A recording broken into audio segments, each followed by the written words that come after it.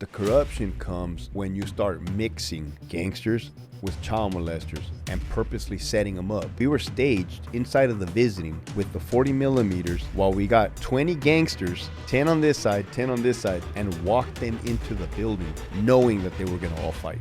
It erupted and I start shooting the dude. Boom, boom, boom. I hit a dude like 5 times up the fucking leg. Boom, boom.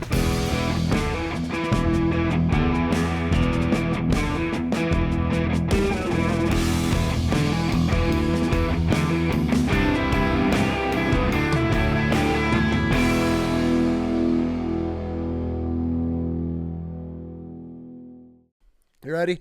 Straight, dude. All right, bro. We Hector Bravo, welcome to the show. Thank you. We're going to have some interesting conversations today for multiple reasons. One, I want to dive into your service of joining the Army. Yes, sir. And you got deployed for overseas for a little bit. You did a pump over there where you guys were in some shit quite a bit. And so you ended up losing, I think, your corpsman and... Yeah, our medic. Your medic, sorry. Same thing, corpsman, medic. Army is the medics. And then after that, after you're getting out, you kind of went through, your life kind of spiraled for a little bit with substance abuse and kind of led you down some bad paths. Yep. Before becoming a correctional officer, which that's what I want to talk the most about today, is because I feel our correctional facilities are some of the most corrupt establishments in this country as far as just what goes on in them, the money and this everything, what it's built around. And you ended up building yourself through 2 different prison systems. You ended up getting promoted to lieutenant. Yes, sir. Which you were like the SWAT team commander. You come very highly decorated, and you've gone through all the phases of the correctional facility before making it pretty close to the top. Next in line was captain. That's when you discovered the corruption inside of the California correctional facilities, where you ended up quitting, ended up leaving and walking away because you didn't want to be part of that corruption. So we got a lot to unpack, and that's what I'm looking forward to, because I've had some inmates on, and they talk about what goes on inside as far as the correctional facility wise and how corrupt it is. So to hear correctional officers agreeing with inmates, that's what's gonna trip you out, dude. We agree on a lot of things. Yeah, so that's what I want to dig into. So, okay, Hector. Oh, before we get started, we're gonna send you home with a fresh baked loaf of sourdough. We got some really cool flavors that we just dropped for the holidays. So you get to go home. It started as a homeschool project for our kids, ended up turning into a business, and now with the support of everybody, you get a nice fresh loaf. We ship all over the country. It's from the Sour Bee. Then I'm going to send you home. I got you a Linear. I know you're a gym guy. You hit the gym this morning. Linear is an awesome veteran-owned company. He's here local. They make some really great lifestyle fitness apparel, and then I'm going to send you home with a Wild Chaos tee. Appreciate that, man. Thank you. Swag to rock down to San Diego when you get out of here. So, all right, Hector, let's dive into this. Who the hell are you and where are you from? Originally from Brawley, California. Brawley, where's that? It's on the corner of Arizona and Mexico. California side. Got it. Okay. Like the southeast corner. Interesting. Literally a border town. Okay. From the Imperial Valley, you got Glamis over there. Nothing to do. Small town. That's what kind of drove me to join the military, was to get out, right? Because I've always been adventurous and hyper and like adrenaline seeking. Okay. And when we were talking about this earlier, like, why didn't I join the Marine Corps? So why'd you join the Army, not the Marine Corps? So I had no idea about the military at all, right? Besides, back in the day, there would be those Marine commercials with like a night dragon. I remember the chessboard, but I remember watching that as a kid, but I didn't realize that was a military service branch. You know, it just looked like really cool. It wasn't until junior year in high school, dude, career day, Marine came in, dressed sharp, and just like the light bulb went off, bro. He's like, hey, your college is going to be paid for. You're going to travel. Your food's going to be paid for. You get to wear this nice uniform. I'm like, oh, that's it. I'm out of here. Yep. That's it. Sold. Yeah, then 9/11 happened. We're actually the same age, bro. We got to point that out, dude. Our birthday is the same exact day, exact year, dude. Yep.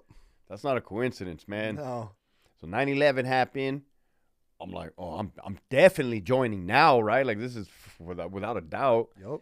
So I go to El Centro, which is a neighboring city, because Brawley does not have recruiting stations. And I walk right into the Marine Corps recruiter's office, and I'm like, I'm here to join the Marines. They're like, all right, sit down, take our practice ASVAB test. Okay. So I take a practice ASVAB test, bro, and I fail. And I'm like, what what the heck? I'm too dumb to be a Marine? And they're like, said no one ever. Bro, exactly. He's like, dude, go try your luck next door with the Army. Like, that's literally what happened. So I go next door. I'm like, hey, guys, like, I just came from the Marine Corps recruiting station. I failed to practice ASVAB. He's like, oh, don't worry, man. Sit down, take hours, and we'll see what happens. I did, and they're like, oh, you passed. I'm like, well, there it is. I guess I'm Army. I don't know if that was a thing. I don't know if they were trying to hook up the numbers. For sure, I probably failed to practice ASVAB because my ASVAB score was not high at all. Yeah. You know what I mean? I've never heard anybody getting denied for the Marines. But that's exactly what happened, bro. Yeah. That's exactly what happened, dude. And you know, when you're 16, because I was 16 when I'm doing this, I don't know no difference. But I don't even know what the ASVAB was, bro. Mm-hmm. So then I knew what infantry was because I had already started doing my research, like, because that's what one thing I do is once I put my mind to something, I research the heck out of it, dude. Yeah. Whether it's reading reviews or an infantry. I told my sister, like, hey, I'm going to join the Army. I'm going to join the infantry. And she's like, oh, yeah, cool. Because my sister's 3 years younger than me, and she's always been my biggest cheerleader, bro. Yeah. And, told the recruiter, like, Army infantry. Not like I had a choice. Like I said, dude, my ASVAB test was score. That's besides the point. I might have failed it 3 times, but it doesn't matter, bro. We're not here for that. Minor details. I'm not book smart, bro. I'm street smart. I'll tell you that much, man. And I have high emotional intelligence. Right? That's a fact, dude. So anywho, I ended up joining the delayed entry program my whole entire senior year. Yeah. So I was 17 years old. Both of my parents had to sign the permission slip waiver for me. Oh, shit. Okay. And they were like, my dad, dude. I mean, God bless my parents. Parents are parents, bro. And, we understand that. My dad's like, yeah, I'll pay for your college. Don't you want to? And I'm like, Dad, I don't want to go to college. They didn't want you to go? No, they didn't want me to go, bro. Smart. They didn't want me to go. I would have been the first one from my family, like to do it like that. To go to college? No, to go to the military. Oh, okay. Go to the military. 2001, 9/11 happened. Boom. Afghanistan invasion of the United States forces. The war kicked off, and then the freaking war drums were beating on Iraq's door, bro. So the propaganda machine, the news, the newspaper, Saddam Hussein, evil dictator, weapons of mass destruction. Like, bro, there was no doubt in my mind I was gonna end up in war. For like sure. That was you had Black Hawk Down. You had We Were Soldiers. Like all of these movies were coming out, bro. Like it was. Yeah. So my dad's like, go to college. I don't want to go to college. I don't even like high school. Why would I go to college? And barely made it through that. Barely, bro. Barely. I'll say it on your podcast. Like for extra credit, since I had a below GPA, below a 2.0, they gave me this incentive where I would go around with the girls volleyball team and record their games, bro, to earn extra credits to graduate. I'm like, oh, this is cool, dude. Like I would go to San Diego in the bus with them, like just one of the girls. This is the best extra credit I've never ever. said that before, bro. But yeah. I graduated June. I fly out July to Fort Benning, Georgia. Oh, shit. Yeah, bro. So hot, humidity that I've never experienced. Oh, because you're going from the southeast corner of California, arid desert to the east. So, humidity, dude. How was that? Oh, well, I got off the plane in Atlanta like at 9 o'clock at night, July 23rd, 2002. And I was drenched in sweat. And I'm like, what is this? Like, and I have asthma too, bro, and I'm like, what is this, man?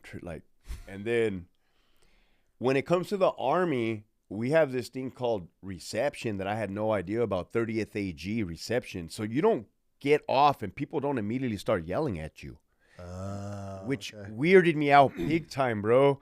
Like I was expecting it. I was waiting for it. I was prepping for it. And like, where they parked the bus at the Fort Benning and the drill sergeants come off and they're not saying anything. And I get off the bus, come right here. I'm like, what is this?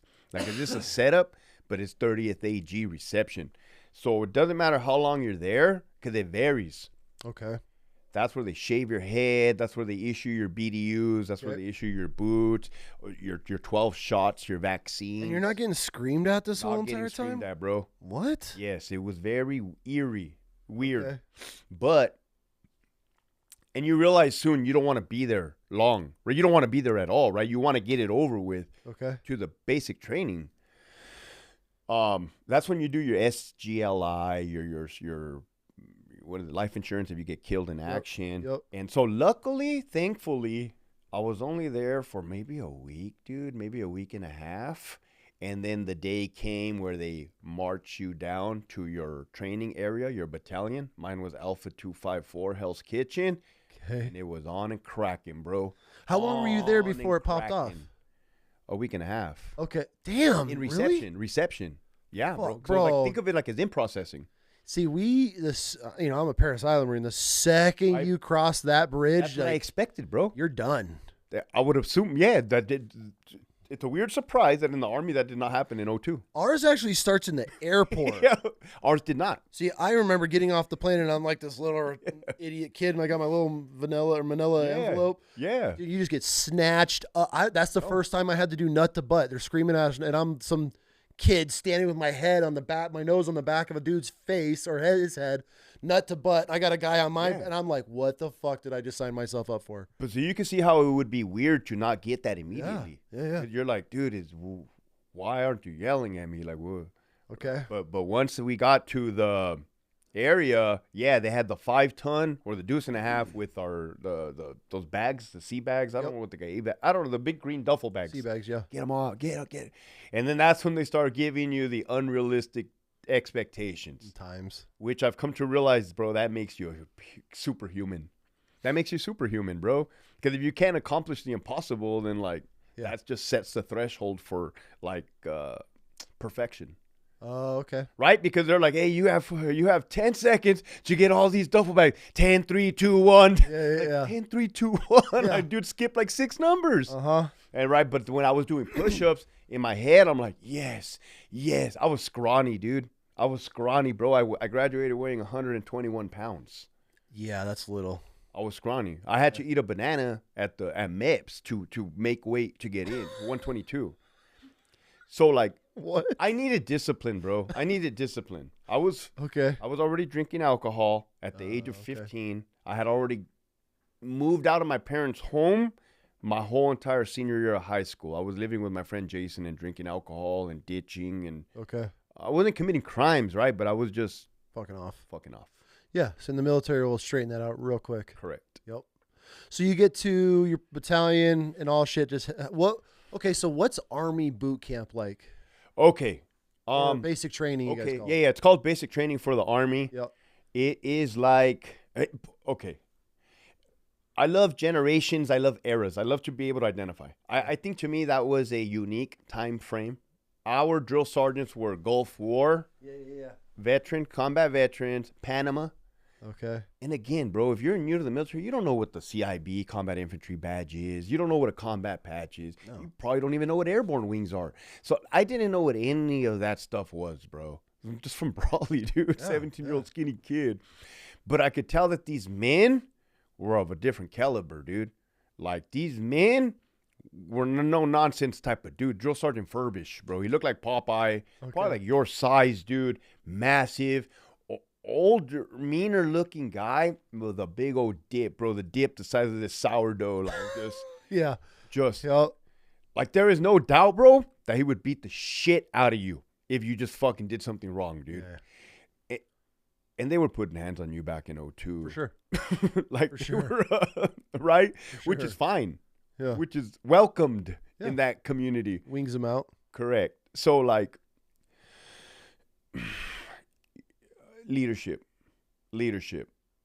They smoke the dog shit out of you. And let's talk about realistically. People say brainwash, right? People go, oh, you go to the military, you get brainwashed. Well, what it is a breaking you down to the lowest form, like taking away your identity, stripping you of your identity. That's why they shave your head. That's why you all wear the same uniform. That's why you all march in cadence. Attention to detail, the small things, like a pen, right? A pen. And you don't know why you're learning all of this stuff then, but it comes to make sense when you're in combat and people are getting killed left and right. And it's like, why do I got to worry about this? Why do I got to worry about that? Talking back, right? Questioning somebody. You fucking question somebody at the wrong fucking time, bro. That can cost somebody their fucking life, dude. Yep. Like, this isn't a joke. When it comes to the military, when it comes to life, when it comes to survival, when it comes to, trauma, you asked me how Army basic training was, that was already getting embedded in me. As a matter of fact, 41-year-old Hector right here is a result of 17-year-old basic training, is a result of good leaders in my unit. For sure.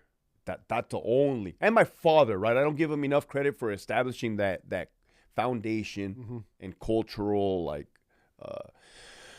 integrity and ethics and stuff like that. But I'm talking about like what shapes you, machines you.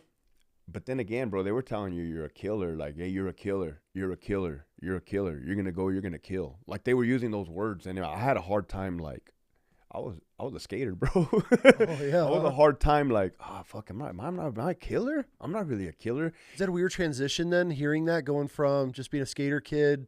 Well, here's where I think mental toughness comes in, or I should say adaptability. Okay. I was smart enough to understand in my own head, I better start liking this or pretending to like this because I'm going to have a hard time if I don't accept this. See, I was the opposite. Meaning what? I fought everything. You fought everything? Everything. Oh, hell no. Fought everything. I just, dude, it's just how I'm wired. They're but like, that was not, I would have had a hard time. Oh, it's miserable. Fucking miserable, bro. Miserable, yeah. I just challenged everything from the start. Oh, no, I did not. Not like a belligerent way where I knew I was going to get away, but like I just stuck out by absolutely through my whole career. I challenged everything. Not me. And I think that's I think that's why my story's so unique. Yeah. Because I was such a good follower for 20 plus years. Like I mastered the pawn rank, bro. Like I'm a good fucking pawn, dude. Which makes me that much more dangerous than what I do now. Like speak freely in the truth. For facts. Sure. For sure. But so it's physical training. You're going to get smoked, bro, all day, every day, especially if you screw up, which we were screwing up. It's mass punishment. It's flipping the fucking bunk beds. It's fucking flipping over the wall lockers. It's if somebody leaves an unsecured lock, all the locks are getting fucking locked. And now people might call this hazing. It's definitely not hazing, right? It builds fucking character and discipline.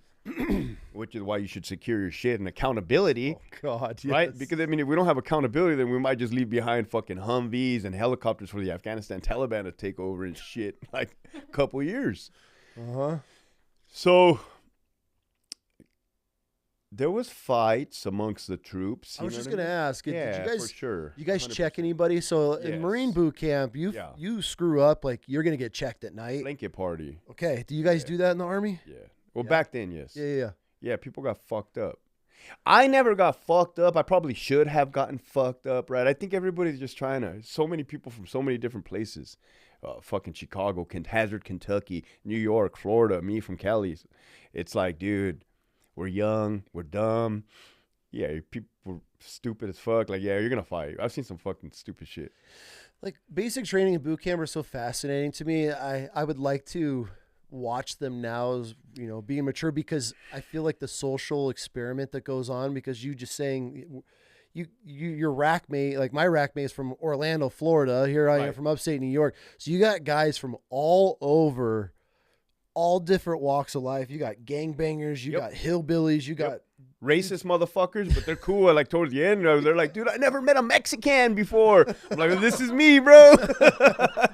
Yeah, everybody, bro, everybody, all walks of life, just thrown in the one platoon and expect to like just. But I love brotherhood.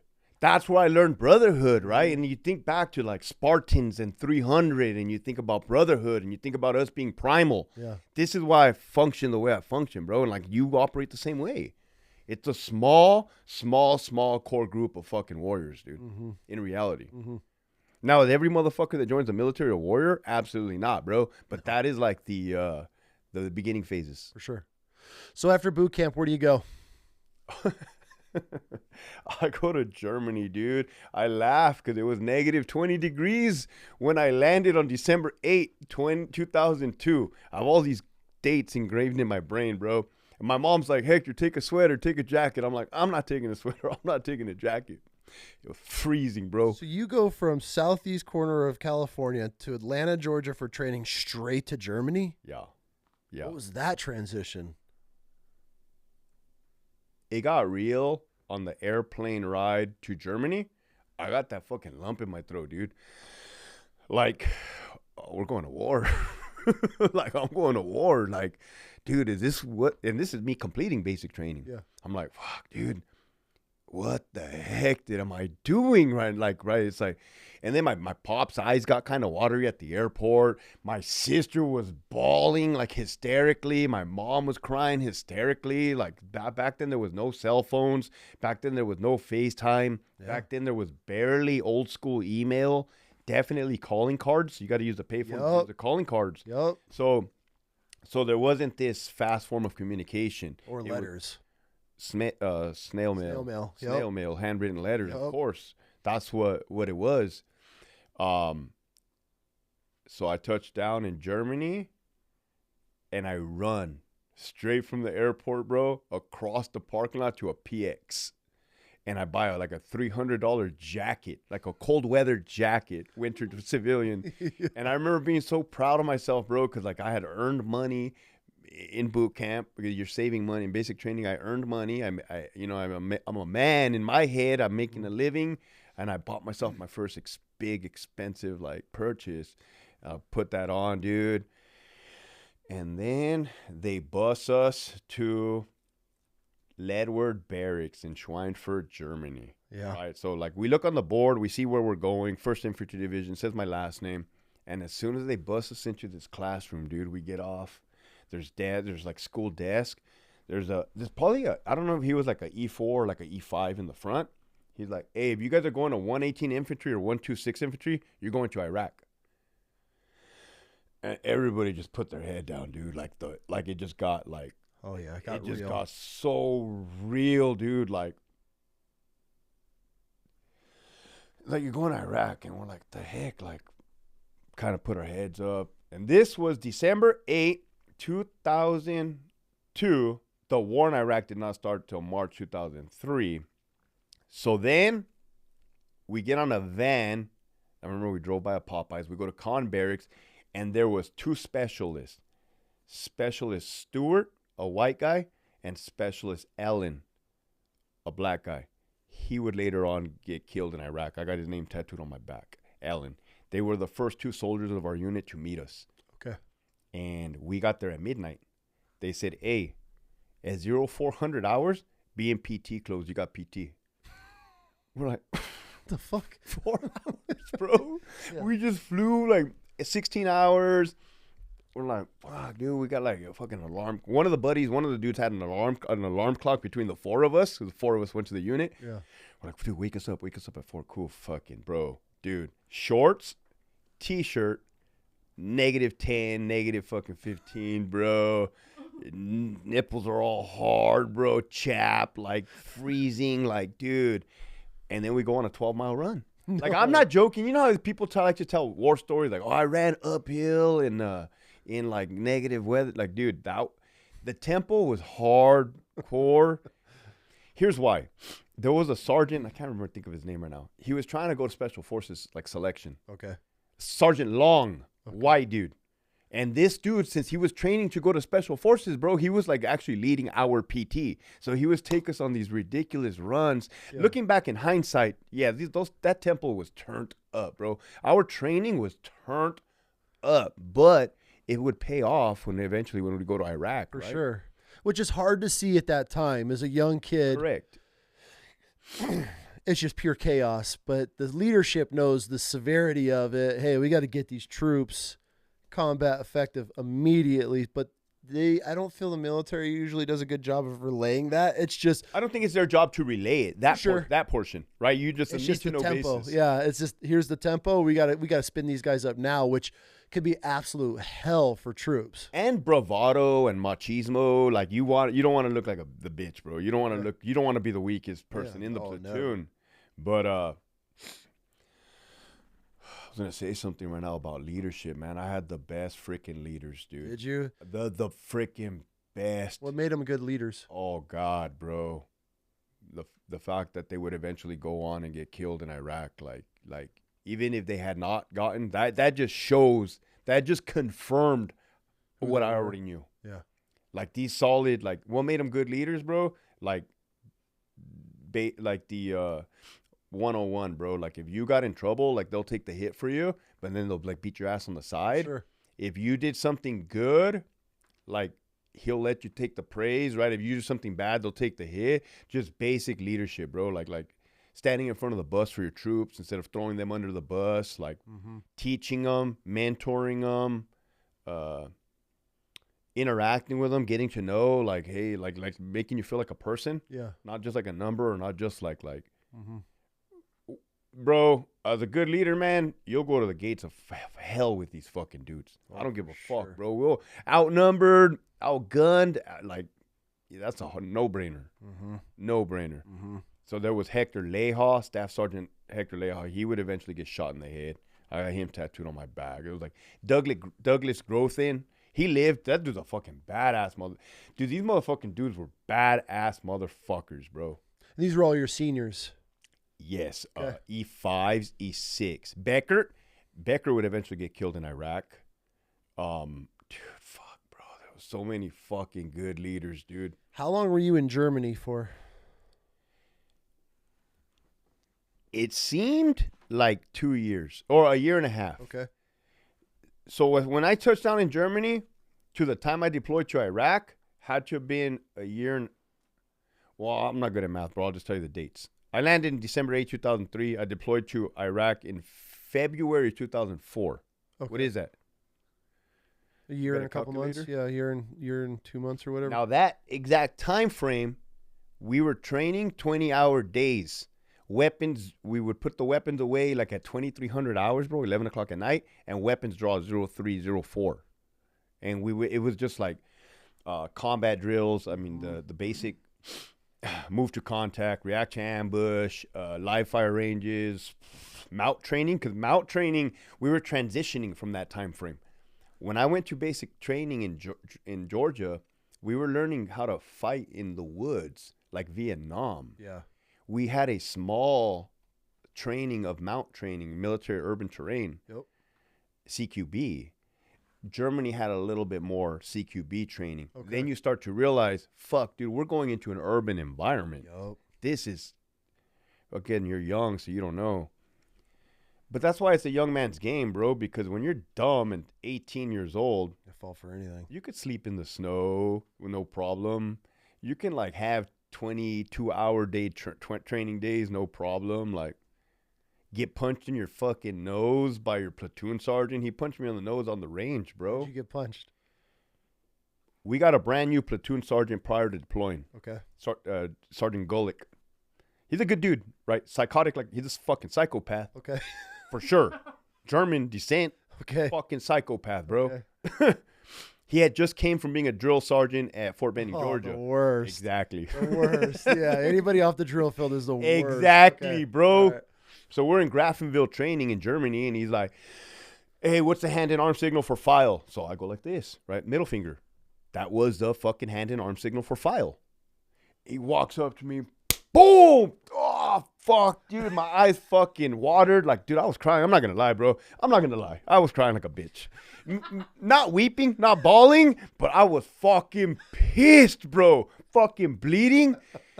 And everybody was kind of in shock. Like, dude, what the fuck did you just do that for to him? Yeah. Right? Yeah. And he's like, I think he realized that he had fucked up, right? And he's like, no, that's not, no. How can we see that at night? We got to change it. Oh, yeah. He starts backpedaling. Yeah. Like, we got to change it. So I think it went to like this. And I'm like, how the fuck does that alleviate the fact that you just punched me in the nose for no good reason, bro? It doesn't justify any of this. Dude, right? So like, but I'm not a rat, bro. Hands down, I'm not a rat and I'm not a bitch. Hell so of course I would, telling was not even an option. It wasn't even, didn't even. What the fuck are you going to tell? Hey, plus, yeah, who are you going to tell? Yeah. It wasn't an option. That's what they train you in the military. You just eat your shit pie and you say thank you and ask for seconds. Yeah, thank you, my But I think looking back in hindsight, I think he felt bad because he invited me to his house for Thanksgiving with his family. You're the only one. With his family. Well, me and Maldonado from Puerto Rico. Okay. I don't know if he liked us Hispanics or what, bro. But then he made me his driver in Germany, in Iraq. He made me his driver for a period of time. Yeah. I'm like, oh, this fucking dude. I see what he's doing. He's buttering me up. Yeah, so I don't, exactly. I've had to do that a few times. Yeah, so then we go to fucking Kuwait prior to going to Iraq. And we stayed in Kuwait for a month training. What time of year was it in Kuwait? Do you remember? February. But I don't remember the weather being bad. It was just, it is what it was. Yeah. It's fucking sand, bro. I baked my head for the first time. I shaved my head with a razor for the first time. Horrible mistake. Why? Because I got razor burn and sunburn, and then my sling from my rifle kept like rubbing it. They're like, bro, you look like Jason Voorhees from Friday the 13th. Oh, God. Yeah, bro. Your shit's like lit up. Fucking inflamed, yeah. Bro, Kuwait's an interesting place. When we were there, the only way I could describe Kuwait is like living in a blow dryer.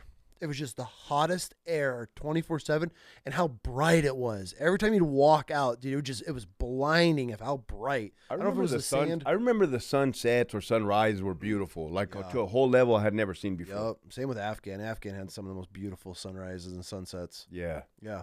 So you guys get to Kuwait. You remember where you were in Kuwait? Yeah, Camp New York, which is in the fucking middle of nowhere. Okay. And then we went to Camp Udari with the Marines to train in their like high-tech urban. It had cameras. It was like a little urban terrain thingy. We had like little paint. Sim rounds. They were sim rounds, but we were shooting at plastic silhouettes. Oh, okay. You weren't that would pop out like around the corner or something like that. Yeah. So after Kuwait, so you guys are already 100% know you're going to Iraq. Like it's been. We're there. You're in Kuwait. How long were you in Kuwait? So in 2003, when they captured Saddam Hussein, me and my best man, Garcia, we're drunk as fuck in the barracks in Germany, dude. We were drunk. And we see on the news the fucking Saddam Hussein, he's on the news, and we're pissed. Fuck, we missed our chance to go to war. The war's over. Fucking, we signed up for the infantry. I remember I got like my infantry blue cord, threw it at the screen. There's actually a picture of me yelling at the television screen, bro. Like, fuck, dude, we lost, right? Because, like, that's what every kid wants. They want war because they're fucking stupid. Yeah. Yeah, and that's what every kid thinks they want, and, like... Until you get it. Correct. And I gotta, when we get to the end of this story, I'm gonna reflect back on this moment where I'm throwing the fucking... the blue cord at the TV and wishing that we thought we missed it. Yeah. We thought we missed it. Come to find out, 2004, we would find ourselves in Kuwait, we're in a classroom, and they're showing us a projector video. And the projector video is of a Russian convoy. And I don't know if it was Chechnya or I don't know if it was Afghanistan. But they hit an IED. They hit a mine. Okay. And the whole thing exploded. People go flying everywhere. And I remember looking at that like, oh, my God, dude. How do I protect myself? Like, I'm going up against that. Like, how do you defend yourself against that? I was scared, dude. Like, that put a little bit of fear in me, like, what the fuck are we about to get into, dude? For sure. Because just seeing that video footage, because we had trained like fake IEDs in Germany, but it wasn't that, like seeing the bodies fly. Yeah. And then, bro, we crossed the berm north. It took us 3 days to get to Balad, which is 50 miles north of Baghdad. Oh, so you guys pushed from Kuwait into... Yeah, you know how I got there? This wasn't the initial push, huh? No. It wasn't the initial push. So we pushed up on the MSR Tampa. I was on a Hit, which is a flatbed, but on an M1 Abrams. Okay, so we did the same shit. They put our vehicles on flatbeds on the low boys, but we sat in our vehicles. Yeah. So you did the same shit? Yeah, but dude, I'm not a fucking tanker. I don't know anything about tanks at all. But that's how I got up north on a Hit on a fucking M1 Abrams. Yeah. And like we took turns alternating. I don't even know who I rode up with, to be honest. We took turns alternating from the driver's seat, like just sitting there like that. Yeah, you lay in it. To the gunner. And yeah, bro. Immediately I realized that the Iraqi people didn't want us there by like flipping us off and giving us these evil looks. Yeah. Immediately. And we can dive into like not just politics, but like propaganda and what they told us we were gonna be there for. For sure. They told us that the Iraqi people wanted us to liberate them. It was very apparent from the start that they did not want us there, from what I observed. Yeah. So from Kuwait, you push into Iraq. How many days did you guys drive for? Because that's not just like an overnight thing. No. So I said it took us 3 days to push up north. So I think it was either 2 days or 3 days. For sure, we stopped one time at a camp. It was a National Guard camp, bro. Like, I don't know where it was. Yeah. And I know there was girls there because there was no girls in my unit whatsoever. Yeah. And then they were saying like, oh, they said you should have been here last night. The girls had a oil wrestling contest in this inflatable pool. And I'm just like, right, because I didn't know anything about it. This is Army chicks? Army. See, we had different experiences in the military. But what I'm saying is like, that wasn't, we spent the night there and then we pushed. Yeah. So I don't know what they were doing there. For sure. But, and then so that's how it went. It went one night there. Then we get to Camp Anaconda, so I didn't realize this. Yeah. But we actually pushed up north past Palawada, our original fob. So like that, now it makes sense. We spent the second night in Camp Anaconda, sleeping on the tanks. And that's when I encountered indirect fire the first time. The first fucking night, the second night in Iraq. You guys get mortared? Well, but it's a big camp, so for sure. It was nothing serious, nowhere near me, but you could hear the boom. For sure. And then I look over and I asked like one of the most fucking veteran looking guys, like, what the fuck was that? Oh, and then you could see a helicopter in the distance. This is the first night, bro. And then you see the tracers from the helicopter. And they're like, oh, well, I guess that was incoming. They sent the choppers out there to go fucking. I'm like, okay. And then the following morning, we went to our fob where we would remain for 13 months. Ugh. And then it was on and cracking, dude. It was on and fucking cracking. How long were you in Iraq before you guys got in your first firefight?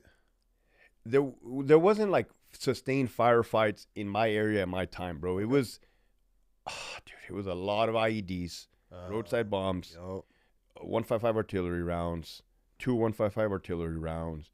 It was shoot an RPG at you and run, fire at you and run. Bro, that's what was pissing us off, bro. Is these assholes wouldn't stay and fight. Rockets, mortars, every single day. And those were accurate. Like they would eventually get accurate. Okay. And then the VBITs, vehicle-borne IEDs, bro. So I watched the escalation of the insurgents as they fucking progressed, and they kept countering. They kept hitting us with secondaries. I watched the whole. I was there for OIF 2, so the beginning of the insurgency. What was the rules of engagement for you guys then? Like on paper? I mean, because... Okay, I'll be honest with you, bro. I'm going to be honest with you. It was 2004. The rules were there. One rule for sure was... if you get hit by an IED, the SOP was everybody opens up in 360-degree fire. Like, that was the SOP. Really? 100%, bro. Interesting. I've never heard that. So, yeah, so, like, not that we ever killed anybody indiscretionally or, like, probably people that didn't have it coming, but did people die? People got killed, bro. For sure. Like, did people get fucked up? People got fucked up.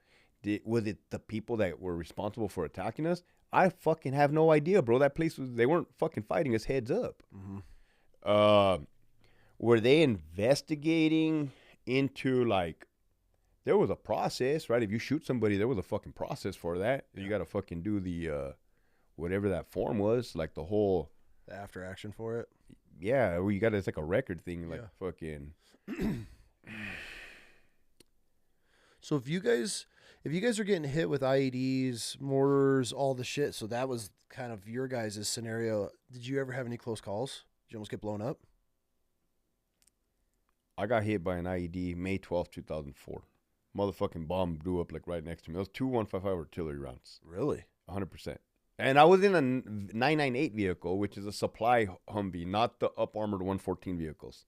The supply one. You know, it looks like a truck and then it has the back. Yeah. I was driving that. Boom. Fucking detonates. Since I was inside the blast, I always describe it as this. It was so loud that it wasn't loud. Like, that's how I describe it. It was so loud that it wasn't loud. And it fucking, like, it screwed up my hearing because of it. Right now I can't hear out of my right ear.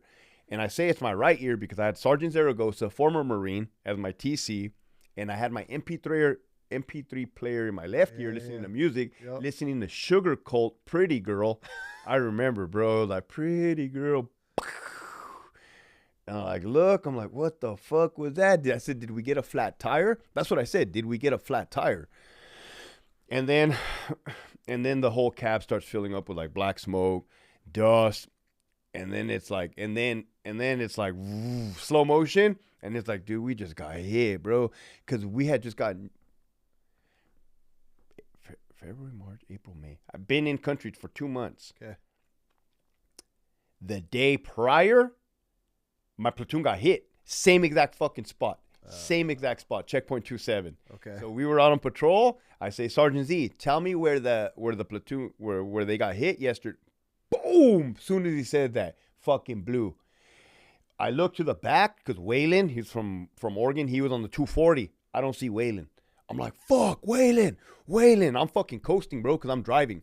Fucking Sergeant Z is like, put it in park. Fucking park. But I'm like, bro, I'm like fucking just out of it, dude. Like, fucking throw the bitch in park. And then I hear the 240 open up. Brrr, brrr, brrr. And I'm like, fuck yeah. Like, Waylon's alive, right? Because that motherfucker took the fucking Waylon would eventually get hit probably by like 10 plus IEDs directly, bro. Like he survived all of them. Like the motherfucker was just a beast. Like, it was just pure luck. God. Yeah, 100%, bro. He was like a fucking magnet. We ended up killing a fat dude in front of his kids on that event. And it was a fucked up thing about it was his kids, they were 2 boys. One was like 7, the other one was like 9. They watched their dad bleed out. Like, this dude had got shot in the back in the man dress. Okay. No exit wound, no blood. So we know this dude is shot because he's acting like he's fucking shot. Like, he's like, saying some stuff in Arabic and then fucking go back out unconscious. Wake up, tell his kid something in Arabic, go back out unconscious. And, like, he just had a little slit in his skin. Like, the fucking 5.56. We think we hit him with a tracer from the saw, we think. And, like, it cauterized the wound or something. The kids were fucking flipping out, dude, flipping out. And I'm like, that's when I told myself, there can't be a God. I grew up religious. Yeah. Foundation, structure, Catholic. And I was starting to rebel against God. Whatever it may be, bro. I fell out of graces with my God. I feel you. And I said, there can't be a fucking God. Like, if I just got hit by an IED right now, this fucking asshole brought his kids to blow me up. And we killed him in front of his fucking kid. What the fuck is this? Mm-hmm. Right? This is like a gray area like a motherfucker. Like, this isn't how I had pictured war to be. So the dude was barefooted. The fat guy. The dead fat guy was barefooted. We go chase the copper wire. We trace it because back then they were hitting us with command and remote detonated IEDs. Yep. They would string the copper wire. We fucking go out. There's a pair of sandals where the fucking copper wire was at the end in the field. My sergeant comes. Bloop. Puts the fucking sandal on the dead man's foot and like, oh, this motherfucker. Fit? Yeah, 100% they fucking fit. He brought his fucking kids to blow us up, dude. And it's like one of those things like, why would you do that, bro?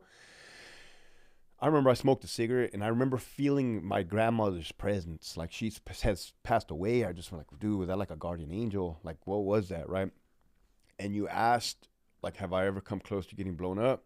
The crazy thing is I don't even consider that one a close one, even though it was like right there. Yeah. What I was going to tell you about, there was fucking 2 sketchy ones. We were on FOB Palawada, which is a small little fob. Okay. And we slept on one side, and on the other side of the little fob was the internet cafe, where you get on the computers and get an email back home. It was me, Sergeant Dino, my best man Garcia, and my friend Mays, who was like 18 years old, young kid, bro. The recruiter screwed him, got him for 6 years in the infantry right off the bat. Damn. And we're walking, us 4 across in the wide open, dude. And we hear an explosion.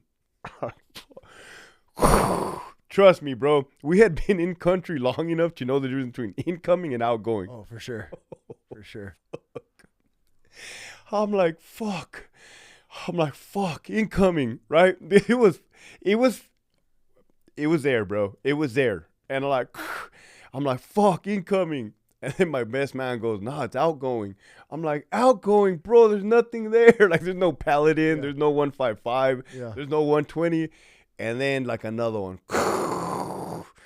And it's closer. And the fucking guys working on the brad are like, run, motherfuckers, run. I'm like, fuck, dude, we take off running to nowhere. We're just running. Dude, I shit you not. I'm making that sound because that's what it sounded like to me, like the ground splashing, the hard structure splashing. Dude, we're like, oh, fuck. I don't know if they're bracketing us. I don't know if they're watching, bro. But those, like, dude, we find those concrete walls that keep car bombs out that are around the green zone. Yeah.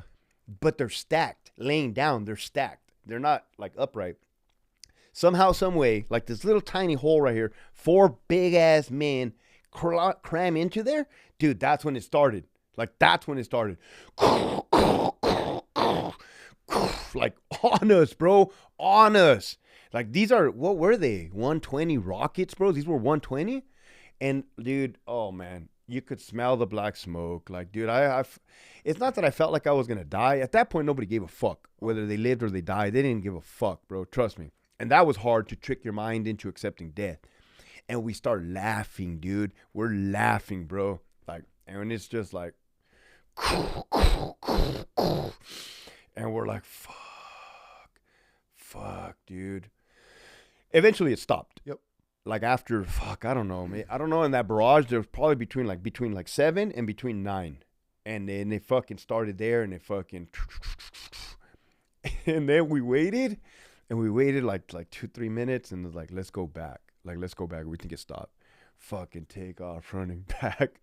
My boy Hinks from Minnesota, he's like, bro, did you guys get caught in that? We're like, yeah, dude. It was fucking right on top of us. Like, I fucking knew it, bro. It was like that timing. Dude, that was sketchy as fuck. For sure. That was that time. That was probably one of the times I should have got fucking killed. Then there was another time where, like, every time we come back from patrol, we have to top off the Humvees. Yep. Every time, mandatory, with the fuelers. Yep. Well, we had those HESCO baskets that surrounded the fuelers in like a U. Mm-hmm. Oh, fuck. We come back from patrol. I'm outside of the Humvee, gassing up my Humvee, and I just hear, dude, I fucking dropped the nozzle. I get in the driver's seat and I just drive. Again, there's nowhere to drive, bro. It's an open fob with nowhere to go. Yeah. And I just drive forward, right? And I'm like, what the fuck, dude? A fucking incoming. Like, fuck the fuck, bro. We parked the fucking Humvee and I look, dude, there was a rocket sticking out of the ground on the other side of the HESCO basket. No. Yeah, I swear to God, bro. Like, had that rocket went forward 4 more feet, like, had that rocket just went over the HESCO basket, it would have detonated that fuel truck, dude. Oh, for sure. It was sticking out of the ground, like the back half of it, right? Like, oh, dude. Those are the ones that I call, like, the close calls, because they were fucking blowing up, bro. For sure. For sure. But there was other events, you know? But, yeah, dude. Fuck me, bro. So that's the terrifying thing is when you're, like, you're not fighting a military, you're not fighting militia, you're just dealing with IEDs, indirect, and just, I mean, so you don't even know where it is, when it's going to happen. And you guys are out just patrolling every day? Basically, you drive around till you get hit. Yeah. Oh, shit. That was it, huh? We did a lot of stupid shit. Again, man, you had to have been young to be able to get away with them doing this to us. Oh, 100%. One of the stupid fucking things they had us do was dismounted, walk on the side of the road looking for IEDs while the Humvees trailed us. And we did that. We did that. You look at it now and you're like. Yeah, you look back and you're like, why would you do that, bro? Why would you put us on the ground? Why would you do that? Another stupid fucking thing they had us do was the other engineer platoon, red platoon, they kept getting hit. Like 3 nights in a row, they got hit at the same place at the same time on the route. Yeah. And they got ambushed, straight ambush, like how you were talking about, like a sustained fire. They got ambushed. Small arms fires and RPG. Yep. So they told us, we were white platoon, hey, you guys are going to go drive that route and you're going to drive with your white lights on at night.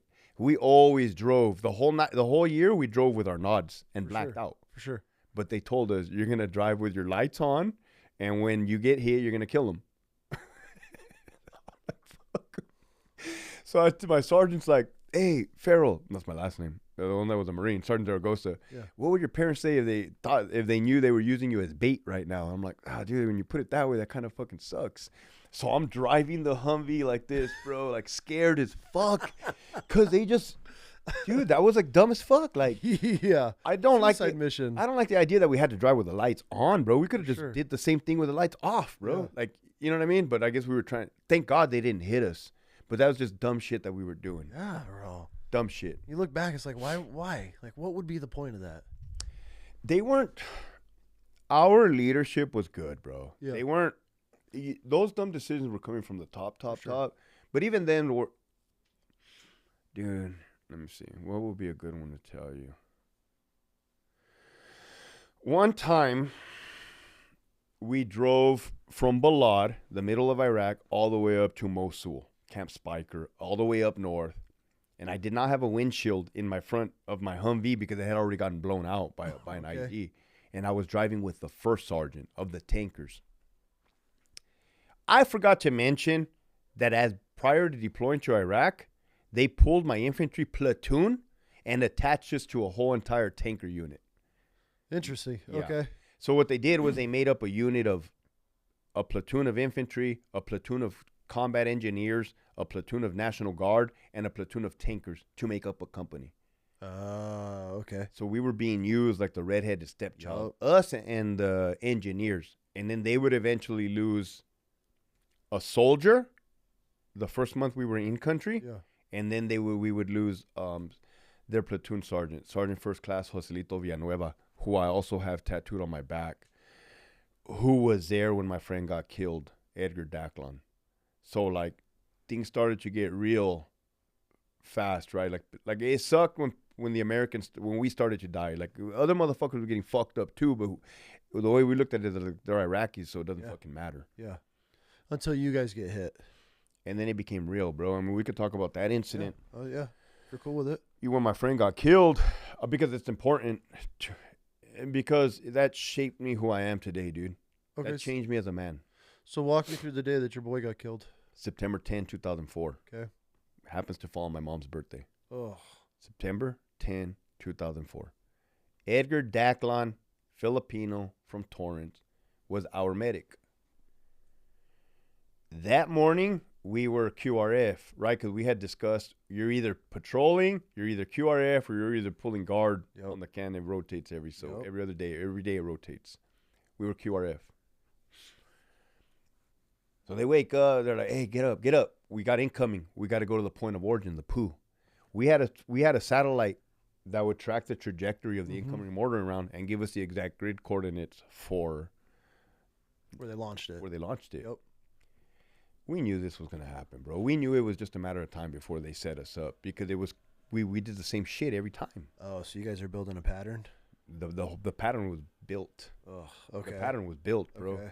So this was going to be inevitable. The weird thing about it is when they woke me up for QRF, is that I didn't hear the incoming at all. And I'm like, that's weird. I didn't hear it at all. Usually you'll hear it. Yeah. Not that we're going to jump out of bed. It's just like, oh, you can hear it, right? That was the first weird thing it was like 6 a.m. My friend Maldonado from Puerto Rico was pulling the front gate guard. And normally, like you said, we're like, hey, what's up, fucker? Hey, motherfucker. Yeah. See you when I get back, dude. Yeah. Yep. But it was eerie. It was not normal. He just looked at me. We looked at him. Nobody said nothing, which was abnormal, bro. So we roll out four vehicles. 3 Humvees and a M113 armored personnel carrier. Okay. Vietnam style. Yep. Our area of operation runs against the Tigris River. And we get to a T intersection. The hardball T intersection. It's a regular street. I'm the 3rd vehicle in line. Comes over the radio. Hey, we're the 4th vehicle. We broke down here back a mile. We're like, what the fuck? How did we not notice this vehicle fucking broke down? Yeah. The lieutenant, good lieutenant, he also from Puerto Rico. He says, hey, Farrell, take your Humvee, go link up with the last vehicle. That's what he says. So the fucking hardball, if you go to the right, that's where the point of origin was. And we knew it, right? Because we knew our area of operation, bro. So we knew that, like, hey, we're going to make a right. It's right there. I didn't give it any thought, dude. The 2 vehicles stayed there at the T. I go back with Sergeant Dean. I can't remember who else. And then there's some Iraqis. I think they were ING tagging along in that last vehicle. And as we're talking to this broken down vehicle and these our friends, we hear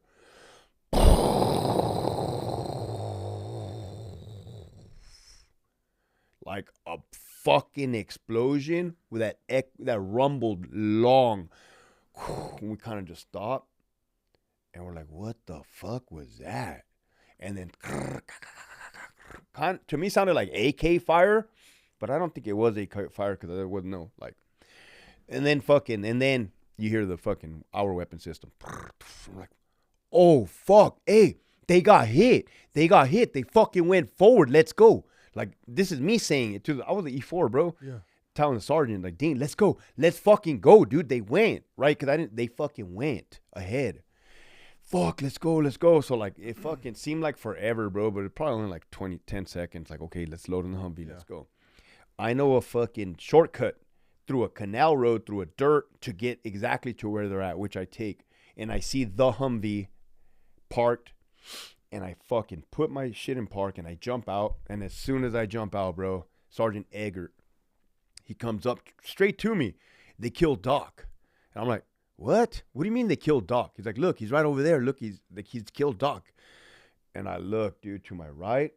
And yeah, my friend Edgar Daclon was on his back, laying there.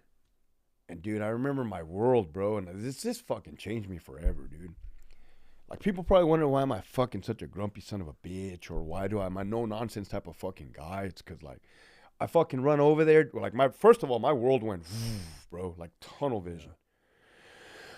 And I run over there, and I fucking stand over the body. I got my rifle, and I'm looking at him, and I, like, start at his face, and I'm, like, going down. And I see he has dry specks of blood on his face, and I'm looking at it, and it doesn't look like Doc, bro. Like, I'm looking at his face, and it doesn't look like him. And like and not that he was disfigured, it just didn't look like Doc, right? And it looked like somebody else. And then I look at his right shin, and his shin bone was exposed. And then I'm like, fuck. And there's two ways. There's a street. There's traffic, and cars start coming down both fucking thing. So I'm like, I don't want these cars to come and see my dead friend here. Yeah. My Lieutenant Torres was sitting in the passenger seat of the Humvee like this. And I remember because I ran by him and the bottom of his boot was chewed up, bro. It was gone. Like, the bottom of his boot, the sole was gone, and you could see his bottom of his feet look like ground beef.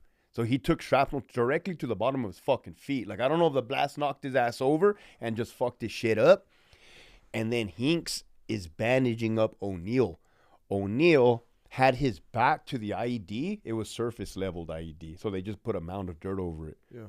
And O'Neill took a gnarly piece of fucking shrapnel to the back of the Kevlar, which pierced his skull. Went through the Kevlar into his skull? It pushed the Kevlar. So it made like a cone, you know what I mean? Yeah. It pushed the Kevlar and that pierced his fucking skull. Damn, that dude had a headache. Oh, he vomited because I went to his wedding in Florida years later, and I saw vomit on the floor, and I remember thinking, who the fuck threw up, right? As we're loading the bodies into the medevac. And then at the wedding, O'Neill says, I think it was me that threw up because I was so fucking out of it. Yeah. So at the time you had Daclon dead, the lieutenant, which is so fucked up, bro, because that's our medic. Yeah. That's our fucking medic, bro. Was he in the vehicle or was he ground mount? So I'm going to tell you what happened. They went fucking forward. They parked the Humvee right next to the IED. Hinks was driving. Hinks said something told him to keep the window up. He said normally he would cruise with the window down, and I know normally he would cruise with. He's like, dude, something told me keep the window up. Like, I think it was God talking to me. He fucking had his window up. Daclon opens the door because he was a leader, bro. To us, he was a grunt. Yeah. And you had a Haji, you had an insurgent in the canal watching directly. He's watching, bro, with the copper wire and with the battery. He's watching. He's waiting. And as soon as Daclon got out and stepped in front of the Humvee, he fucking detonated it. So that caused Daclon to fly across the road, O'Neill to get fucked up, and then for the lieutenant to get fucked up in the foot. That's when we showed up. Damn. Like, we showed up, like, that's the explosion that we had heard, bro. And I've never said it like this. Like, I've never said it like sequence of events. That's what everything had transpired. Mm-hmm. And then I would talk with my friends, like, hey, what the fuck happened, bro? Right?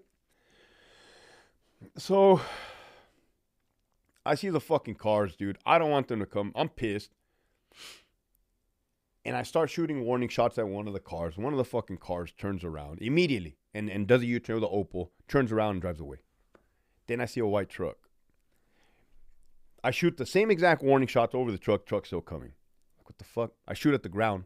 Ground fucking truck is still coming. And I'm thinking, I have to kill this motherfucker. The thing is, I had already shot somebody a couple months back, and that shit was kind of weighing on me. Okay. Like, mentally, right? And I'm like, I don't want to have to kill this motherfucker. Like, I don't even know. So I shoot the hood of I shoot the engine block with 5.56 and nothing. And I'm like, I'm going to have to kill this dude. I'm going to fucking have to kill this dude, bro. And this is all happening in seconds. Less than seconds. Yeah. And the truck's moving forward. Yeah. And I could see, as it's more approaching, I could see there's a driver, but no passenger. So I start lighting up the passenger side window, putting holes in the fucking passenger side window. The stupid asshole keeps coming. And I could see he's kind of an older gentleman, an old man. So I'm trying to but at the same time, this is when they were hitting us with car bombs too. Like, the car bombs were already getting integrated. That's what I was assuming, right? For sure. Before you know it, the fucking truck is on me. I didn't shoot the guy. Thank God it was not a car bomb. We're pissed off. We break the dude's fucking window. He's like an 80 or 90-year-old old man. We drag him out of the fucking window. And to be real with you, we beat the shit out of him, dude. And like, this is the first time I'm saying it. Mm-hmm. We beat the fuck out of him, dude. And we put him back in the fucking truck. And he turned around and he left. Like, the dude was blind, deaf, and dumb. Literally, all three. Oh, God.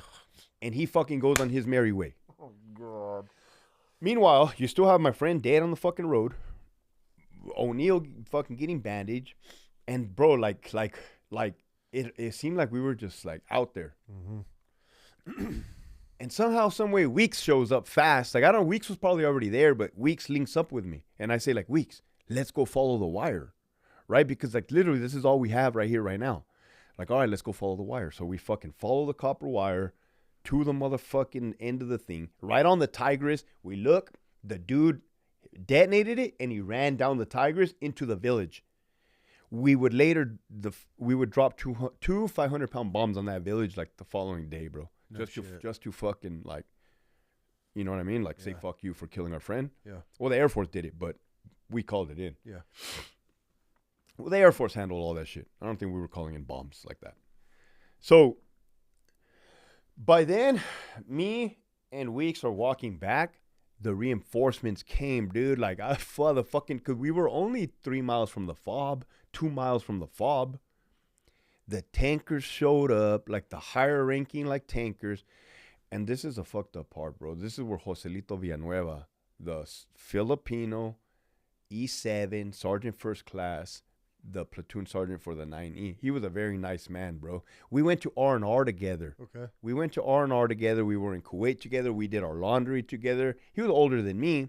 But again, I looked at all these dudes like father figures. Yeah. He went to Los Angeles. I went to San Diego. When we drank a beer together at the airport, I was only 18, bro. I was 19. And somebody bought me a beer and I drank it. I asked him if I could drink. He's like, yeah, of course. We were in DCU uniform because that's what they made us fly in. The weird thing is that when we got back to Texas to fly back to Iraq, he straight up tells me, like, I don't want to go back. And I looked at him. I'm like, what do you mean you don't want to go back? We have to go back. He's like, yeah, I know. So he had taken shrapnel in his neck when his soldier got killed in the beginning of the deployment. Yeah. He was a Gulf War veteran.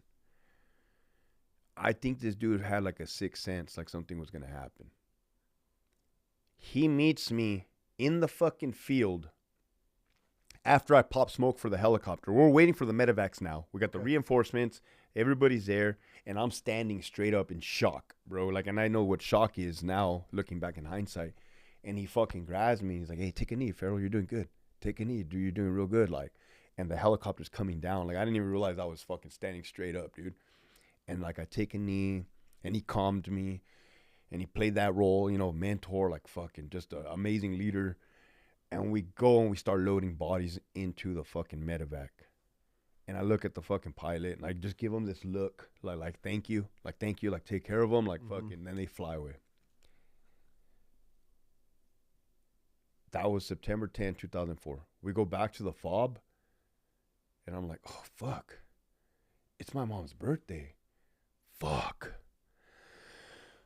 I better use the phones before they shut them down. Yeah. Because every time an American soldier gets killed, they shut down the phone for 72 hours. Yeah. Yep. They want to be the first to notify the family.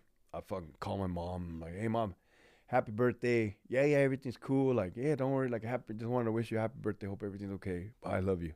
Was that a tough call? Yeah, dude, because everything was not okay. Yeah. But I wasn't about to fuck up her birthday, you know? And, like, I was like, fuck. And I wonder if that part fucked with me. Like, I don't know what you call that part, right? What is that? Guilt, shame? I don't know. That whole fucking incident fucked with me, right? Clearly. Loss, grief. 17 days later. No, August 10. Yeah, 17 days later. 17 days later, September 27, I'm QRF. Again. The first time I'm thinking again. Red Platoon is out, which is the engineers. We hear over the radio, Red Platoon is in contact. They're requesting QRF. Hey, let's fucking load up. Let's go, right? We knew what time it was. We always have our gear ready. Mm-hmm. Let's go. For some reason, I would always get impatient, right? Like, let's fucking go. Like, they need us. We go, finally, leave the gate. We're down the route. And there's that field, like I told you, it's like a field. I see Americans. It's kind of at a distance, but not at a distance. I see Americans loading a body, picking a body, putting it into a body bag. And I'm like, oh, fuck. Please let that be Iraqi National Guard. Please let that be ING, right? And then you hear it over the fucking radio, dude. Be advised, Red 7 is KIA. I was like, what the fuck, dude? That was Joselito Villanueva, who I went to R&R with, who was there with me when Doc got killed. He was the platoon sergeant for fucking the engineers, dude. And like, that was two major initial blows for me as a man, as a young man, as a human. You know, we talk about sacrifice. I talk about sacrifice. You know, I get so pissed off. And this is what I struggle with, dude. I get so fucking pissed off that I feel Americans are cowards and lack courage and spine and backbone and are afraid to say the wrong thing to their boss because they don't want to lose their job. And I'm like, you motherfucker, dude. I knew men that would fucking gladly give up their life for us, right? But it's kind of a double-edged sword. Like, I don't want to, like, put the blame on them for them not serving, but at the same time, dude, I recognize what sacrifice is. For sure. And I recognize what cowardice is. For sure. You know what I mean? For sure. So that fucks with me. The crazy thing is, I mean, this whole thing is all fucked up, right? But September 10, Daclon gets killed. September 27, Joselito Villanueva gets killed. October 1st, we take over the city of Samarra, Operation Baton Rouge. So basically, for you Marines, you guys took over Fallujah. Mm-hmm. This was our version of Fallujah, smaller scale. Okay. But the city of Samarra. Samarra had been taken over by insurgents. It had definitely been taken over by insurgents. Yeah. And we had to go in there. And that was cool as fuck. Why? Because we were on the offense. And for the first time in our deployment, we were on the offense. We pushed on the edge of the city. Every American fucking firepower, bro. You had the AC-130 gunships that lit that motherfucker up all night. Probably the best fireworks show I've ever seen, dude. For sure. Everything we had, we gave it to them, bro. Artillery, fucking 120 tank rounds, fucking the whole nine, bro. That was prior to us entering the city. And then it was 3 days of clearing house to house, kicking in fucking doors, smashing motherfuckers.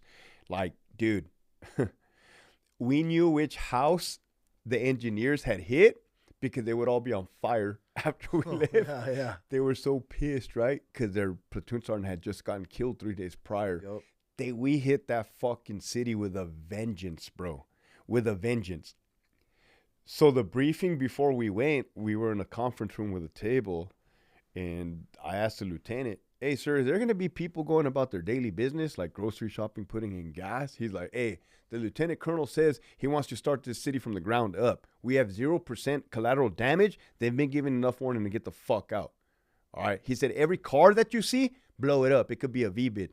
He's like, I don't give a fuck. AT-4, 203, grenade, blow. And we're like, roger that, sir. How fun was this? Bro. It's like being the best. It's like a little boy's fucking best dream. Yeah. Yeah. You get a whole city to yourself. Now, just to run amok. Now, I told you, we were not indiscriminately killing people, right? We weren't. And I don't know anybody of us American troops that were. But we had taken over a school. Like we were operating initially, and they're like, hey, Farrell, did you kill a fucking lady yesterday?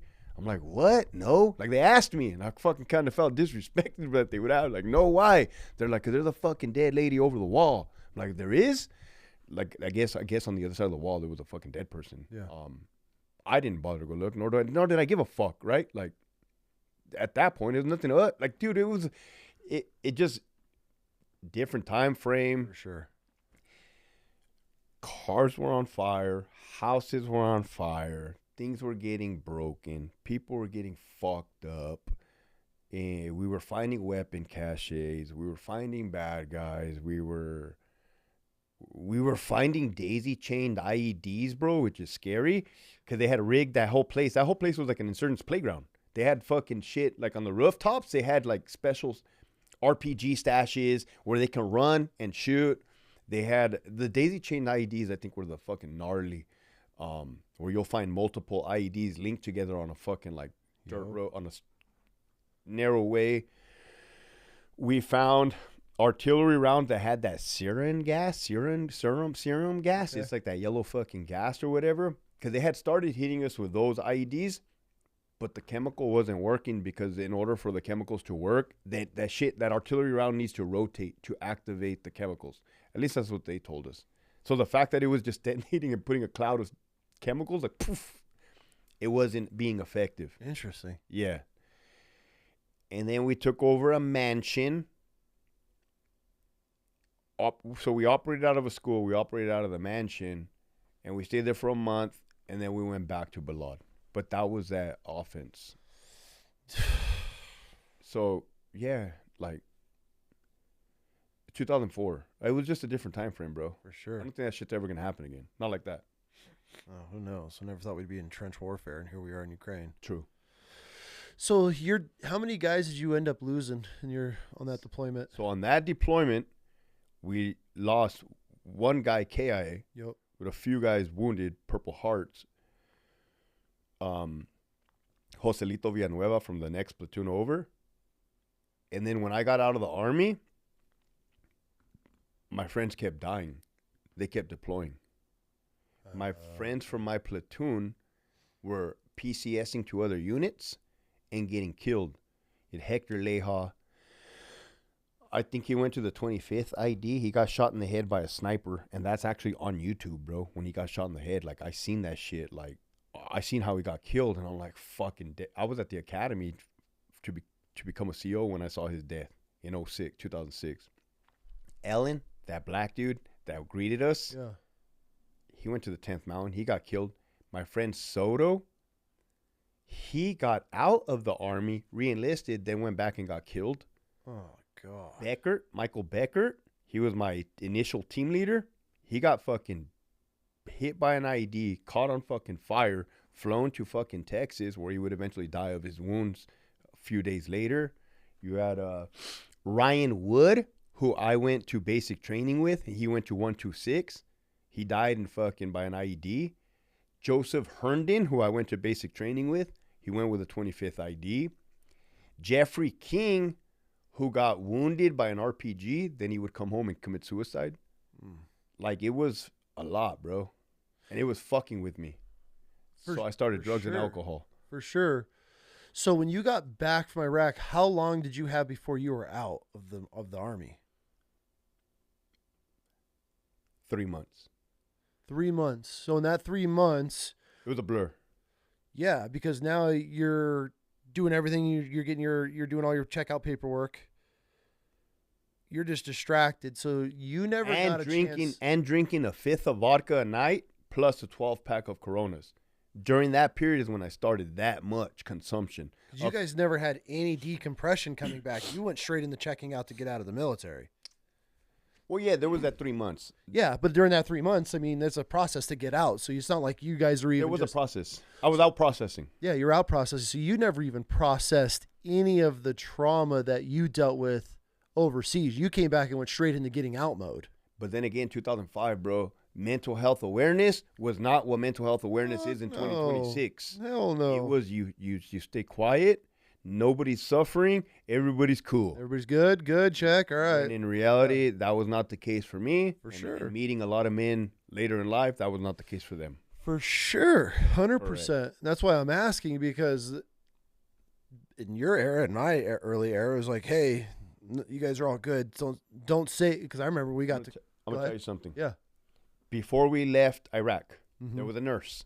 Our sergeants came in, said, hey, this nurse is going to ask you a series of questions. As soon as you say no, the sooner we can get out of here. Yeah. Cool. Same speech. These are what she asked. Have you ever killed anybody? No. Have you ever seen any Americans die? No. Have you ever seen any enemy die? No. Have you ever seen any civilians die? No. Bro, I didn't even tell you about the car bomb, but it doesn't matter. I don't even have to tell you about the car bomb, right? But like, it killed 22 motherfuckers. It was a mess. So we answered no when all the shit was true. Yeah. Before we move on forward, you remember when I told you that I threw the stupid fucking blue cord at the TV? Yep. And my best man, we thought I missed our war? Well, this was a year of bullshit that we had dealt with, right? Yep. The last month we were in Iraq, bro, was that major car bomb that killed 22 fucking people. There was just pieces of meat all over the fucking floor, bro. How close steaming because it was January. So just charred, steaming meat. 22 people who were people. There was not one complete corpse. They were all charred. They were all fucking pieces. Are these military or these? Oh, these were ING, bro. This was a bus full of ING. 22. They were a bus full of Iraqi National Guard. They blew that motherfucker up right in front of our fob. A little way down the street, but right in front of our fob. So you guys are first there. We were QRF. Yeah. So we were there, bro. Like, we were picking up the pieces. How was that? A nightmare. A living nightmare. A hell on earth. Like a nightmare. Like if you were having a nightmare and you were to see that, you would probably want to shake yourself awake and be like, oh God, thank God that was a nightmare. But I remember specifically thinking, oh God, this is fucking real, dude. And there is no shaking away. And I'm staring at everything.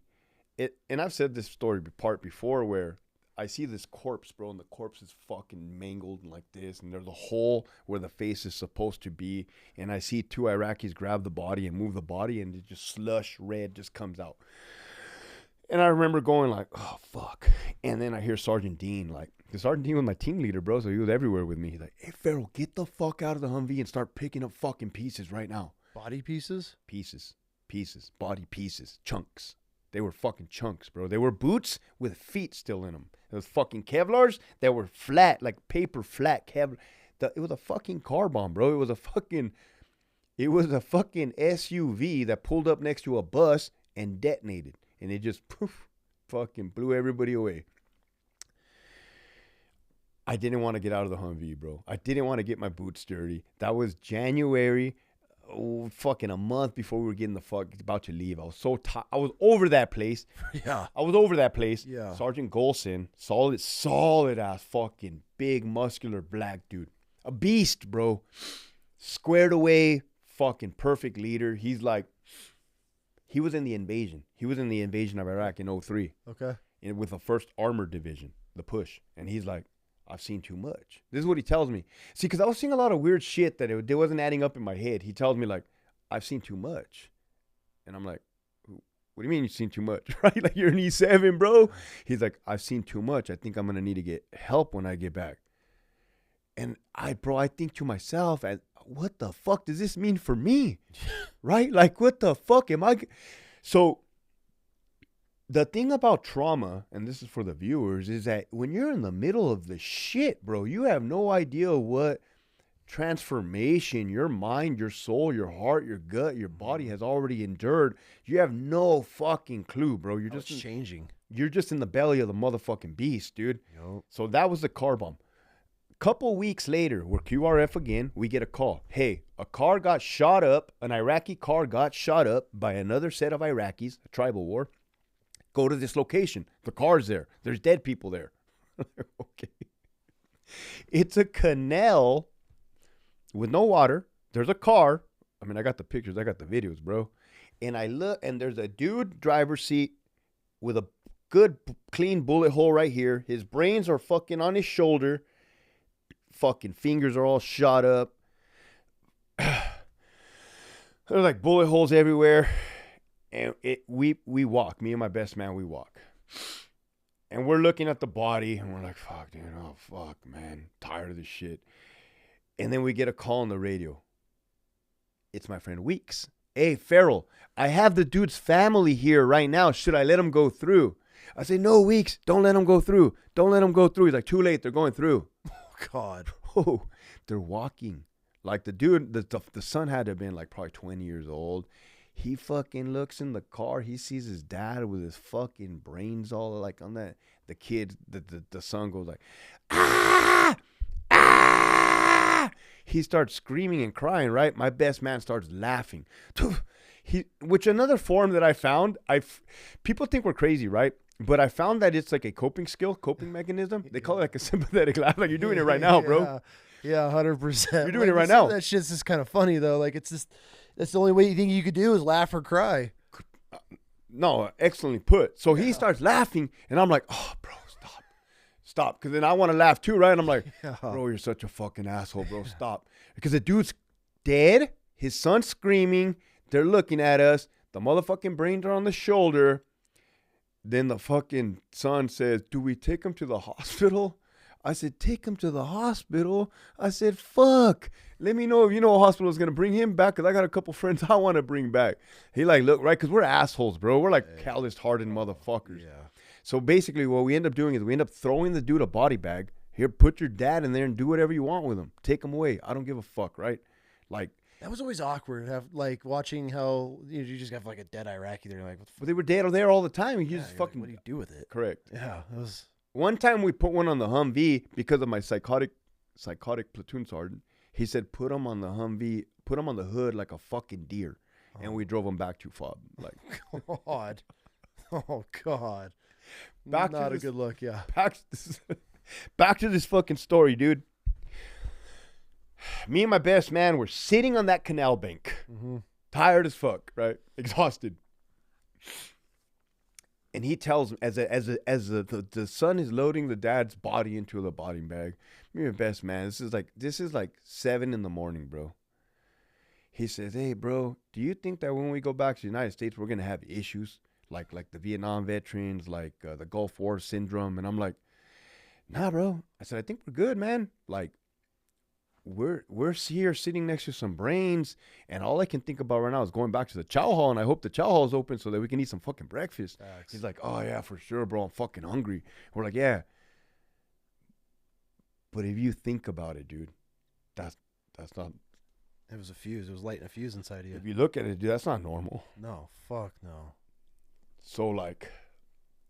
But at the time, we didn't. It had already began, dude. Yeah. It had already began. So you come back to Germany, you lie to the mental health physician, you come back to Germany, you start coping with alcohol, self-medicating, because it numbs you, because it makes you pass out, because you don't have to think, you don't have to feel. Dude, it was a fucking time bomb. I was a time bomb, bro.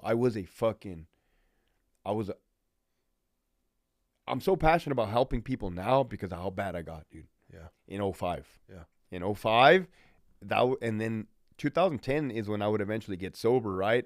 But 2005 was filled with drugs, meth, coke, alcohol. You're still in the military during this time? No, I ETS'd. Okay. I waited till I ETS'd to fucking do all that other stupid shit. And so you're just chasing it? chasing something that didn't exist. Or running, I should say. No, I was chasing the high. Well, chasing and I was running and chasing at the same time, hiding. Like, what I was doing was chasing the adrenaline that I would never feel from combat ever again, no matter how many women, how much alcohol, how much drugs, how fast I was driving on the highway, 120 miles per hour, 105, getting in fights, challenging people to fight me. I never even came close to the adrenaline of combat. I'm keeping it 100% real. Yeah. I never fucking I never even touched it. No way. Nothing would ever has replicated that. But at the same time, I'm self-medicating. I'm drowning my trauma. And by trauma, I mean, what do I mean? I mean sadness. I mean fear. I mean guilt. I mean shame. Loneliness. Yeah. Loneliness because I was alone without my friends from the military. Oh. I didn't have a weapon. Yesterday we were talking about identity. Technically, that was my identity. I consumed it. Bro, being a young soldier in the barracks overseas and then going to war like that, that's you, bro. I said it very clearly. We were training 22 hours a day. There were no days off. There was no off time. Like, and now you're off. And now you have nothing. $20,000 saved up from the $20,000 from the deployment. Yeah. And then like 8 of my friends joined the Marine Corps and like 1 or 2 to the Air Force. We all came back to Brawley with $20,000 in our bank accounts. We were all 20 years old, bro. What do you think that looked like? Raging party. Raging. We partied hard for the whole entire year of 2005. I was drunk the whole entire year of 2005. My parents were done with me, bro. They would kick me out of the house. So that's when, so after you go through everything that you went through in the military, you get back from deployment, 3 months later, you're out. Yep. So no decompression, no help. And especially during that time, there was, it's not like the shit we have now. They had nothing. Early days, it was just like, hey, you're good. Okay, cool. Even internet was MySpace. Yeah. Okay, you're right.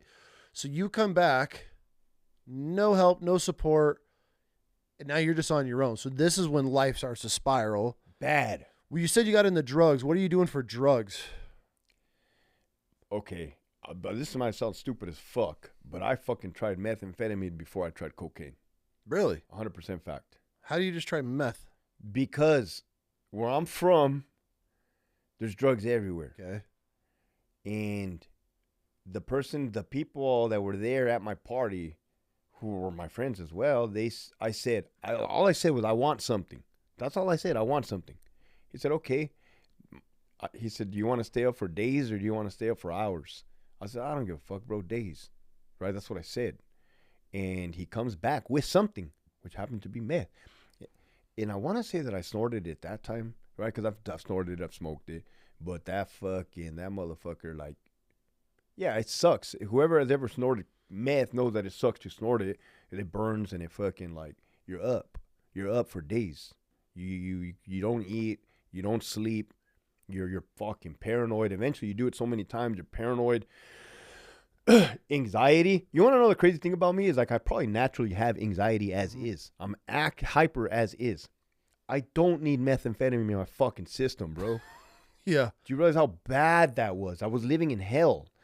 And then the coke, right? Because who gives a fuck about trying coke if you've already tried meth? For sure. And then the roller coaster from hell is what I called it. This is what every day looked like for me. I would wake up at the nighttime to get ready to go party. I would start consuming alcohol. I would want to stay up more, so I would do some cocaine. It wouldn't put me as high as I wanted it to, so then I would smoke meth. But then it would put me too high, so then I would smoke weed, and it would bring me down. And I just fucking did this. I did this. Damn, I did this for a year, dude. And then my parents were watching me. They were probably thinking I was crazy. They were probably thinking, like, my son is no longer my son, right? Like, this motherfucker lost his damn mind. My sister was, like, probably heartbroken. Like, damn, like, my brother, look at my brother. Like, fuck, how can we help him, or what's going on here? And I didn't know what the fuck was happening, bro. I had no idea. And I think it's very important for me to tell the public, like, not knowing what was happening probably contributed to a lot of it and made matters that much worse. I think if somebody would have said, like, hey, Hector, like, hey, bro, relax, stop. You went overseas, you saw all this trauma, like, but also another thing that kept me from seeking help with the machismo, bravado, fucking, man, I don't need help. I don't need help. My own ego. Yeah. I was so stubborn, I almost fucking died over it. For sure. So until I reached out for help at the VA hospital, when I had totaled my truck in 2010. Okay, so what was your rock bottom? It depends on what you want to call rock bottom, bro, because my rock bottom was a psych ward, bro. I'm not going to fucking lie. I don't think you get any worse lower. You ended up in a psych ward? Yeah. How'd you end up in a psych ward? Because I totaled my fucking truck, dude. And my dad said, I'm done with you. You're not my son. You're dead to me. Don't fucking call me. Don't call this family ever again. Damn. I'm dropping you off at the VA in La Jolla. We're not hearing from you again. I was done, dude. I was fucking done, bro. That was it? I was fucking like, he was not fucking around. Bro, my dad was not fucking around, bro. Yeah. For me to hear my dad say that, my dad's a very quiet, honorable, respectful man. My fiance at the time had invited me to her friend's wedding. And I said, no, I have to work. But I had called out sick from work and I went to go party instead. So when I totaled my truck, I had to explain to her why I didn't go to work, why I didn't go to the party, and how the fuck I totaled my truck. She was about to leave me. My job was about to fucking fire me.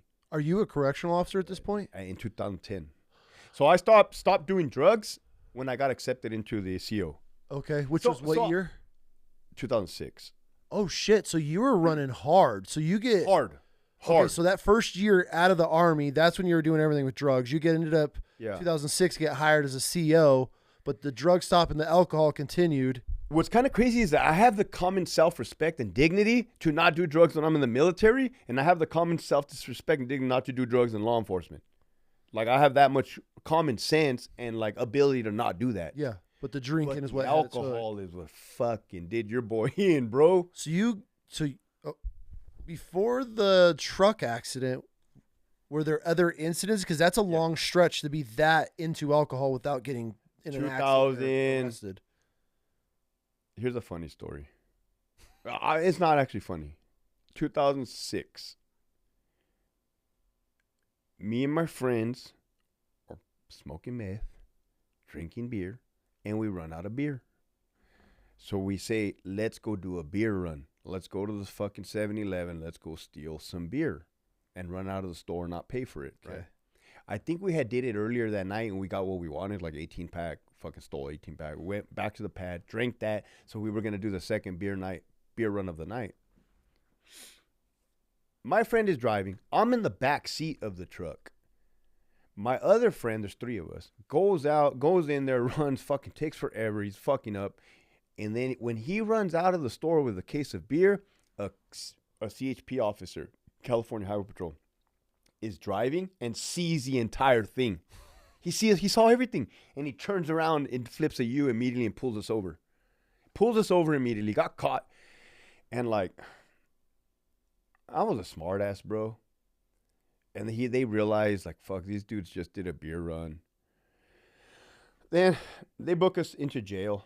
Oh, they arrested all you? And you're a CO at this point? No. So you're saying like what built up? Like, so okay. This incident that I'm telling you right here was the first legal incident as a result of my drinking prior to being a CO. Okay. Prior to being a CO. Now I had the aspirations to be a CO. I had the goal to be a CO, but I was getting in my own way, like my trauma, right? Not to make an excuse, but that was what it was. Yeah.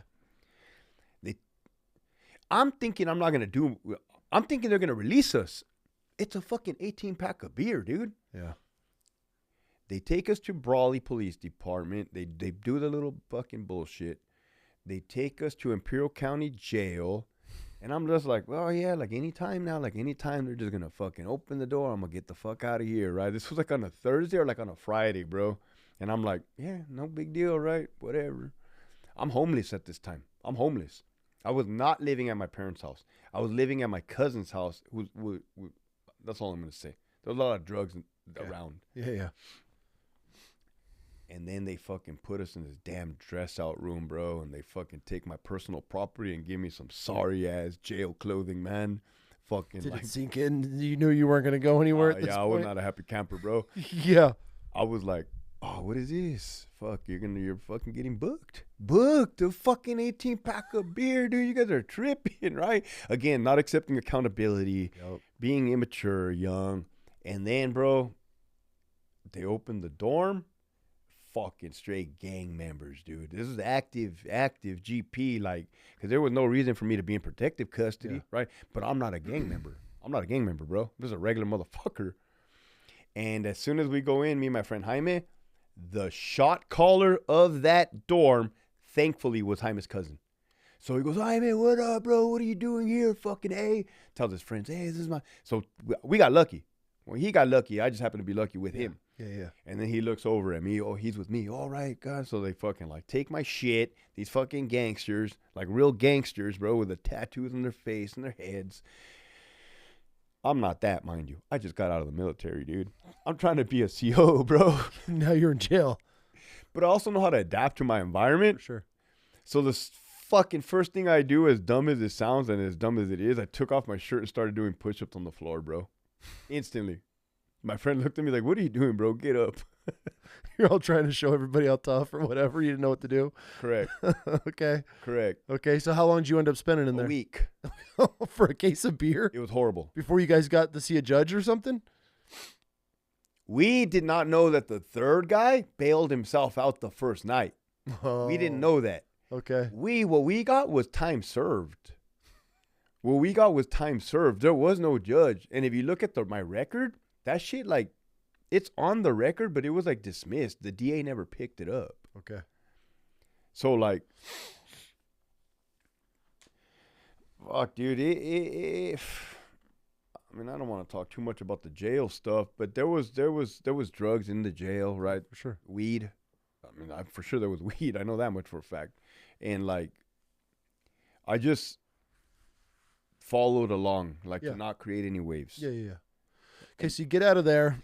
So while I'm in jail, bro, because this is what you were asking, there was a payphone on the wall, and I called my dad on the payphone. Because I remember I was not living at home. Yeah. And he's like, hey, you got your letter from CDCR to go take your written examination? He's like, I don't even think you can get in now with what situation you're in. And I got out of jail on the Monday. I drove to Rancho Cucamonga on Tuesday when I got out of jail to go take the written exam, and I passed to become a CO.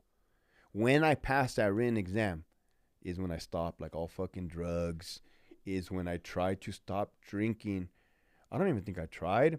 When I got to my medical examination, my liver enzymes were high. And the doctor asked me, like, hey, how much do you drink? And, of course, I lied. I'm like, I don't know, fucking 3 beers a weekend. Oh, well, you need to stop. Like, your shit. But before that was the background investigator, bro. He's like, wait a minute, man. It says here that you were in jail 3 months ago. What's up with that? I said, sir, I could explain everything. He goes, please do. I said, hey, sir, I got out of the Army. Like, I was hanging out with some friends who I thought were my friends, and, like, they got me caught. I kind of said, like, I didn't really throw them under the bus. I'm just like, I was hanging out with friends, and we got arrested, and I no longer hang out with those friends. And he's like, all right, I believe you. You look like a good kid. I'll give you a chance. Like, that's what the dude told me. Oh, shit. And he let me in. Okay. So then I become a CO. Mm-hmm. And I had stopped drinking alcohol on my own because I knew that it was a problem for me. But when I was at the academy, I failed my first examination, and I drank at the strip club. But when I drank, I'm an alcoholic, bro. Like I said, like, for the viewers that understand what being an alcoholic is, there is no just having one beer for me, dude. There's a chemical imbalance, like, in my brain. I was back at it, dude. Back at it. Drinking. Reckless behavior. Untreated post-traumatic stress disorder. And for 3 years, I was a young CO, indulging in alcohol. I had a girlfriend, quote-unquote fiance, who would eventually be my wife, and I put her through hell those 3 years, bro. But she stuck through it. In 2010 is when I totaled my truck, and I went to the VA hospital. And I went to the emergency room. when my dad was there. Luckily, my dad didn't just drop me off and leave like he said he would. He got off the car. He waited right next. I was so scared, bro. I was done. That was my bottom. I had never asked for help before. I adamantly refused to ask for help. I didn't know how to ask for help. I didn't even know that was like. Yeah. And there was a lady behind the counter, and I said, "Hey, ma'am, I need help." She's like, "What's wrong, hun?" I'm like, I don't know. Every time I drink, bad things happen. I have these thoughts. Like, there's something wrong with me. And she's like, "Oh, don't worry." Like, she was very calming and, like, normal, bro, like, soothing. And she's like, "Have a seat. We'll see you right now." Then we go into this office. They start asking me questions. I said, "Man, I have this anxiety because the CHP were looking for me."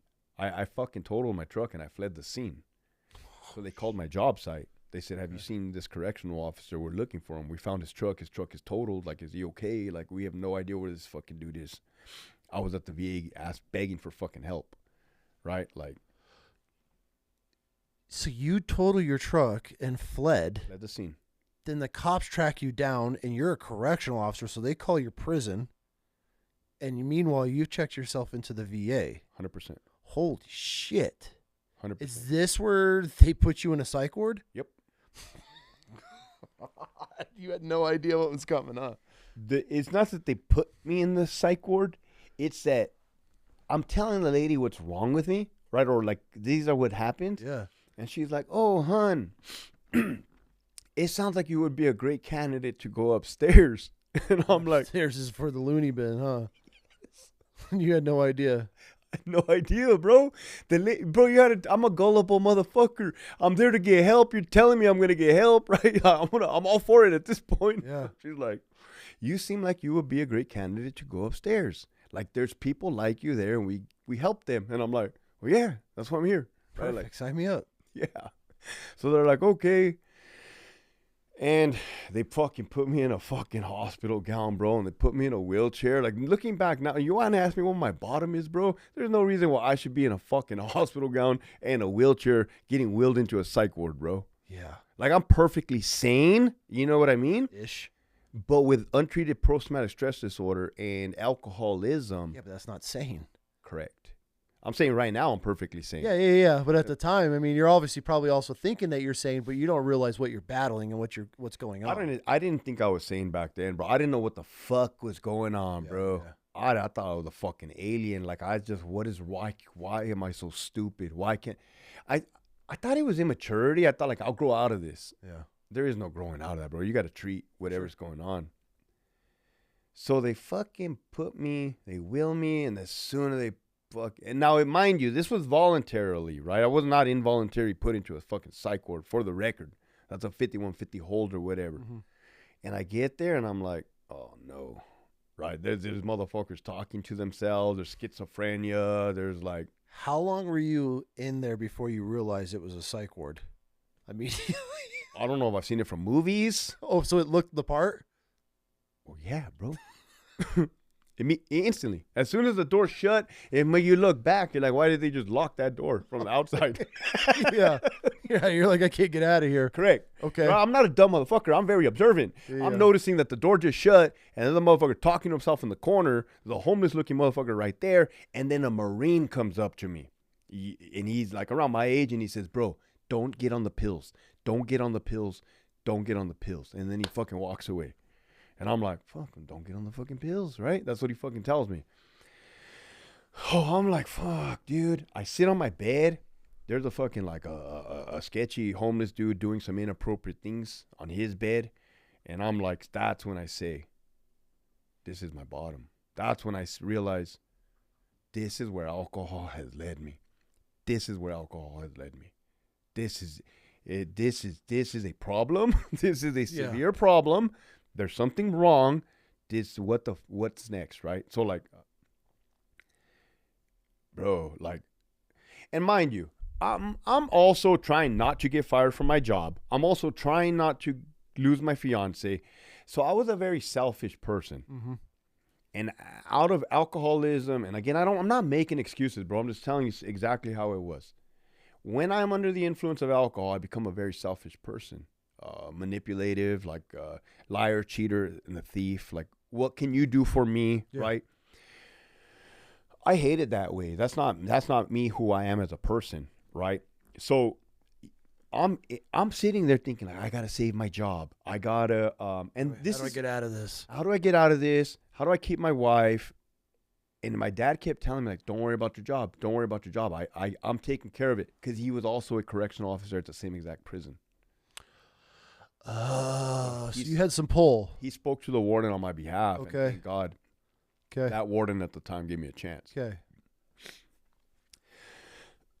But for the people that are trying to, like, get better now, I totally understand of why you want to fix everything first and foremost instead of yourself. Mm-hmm.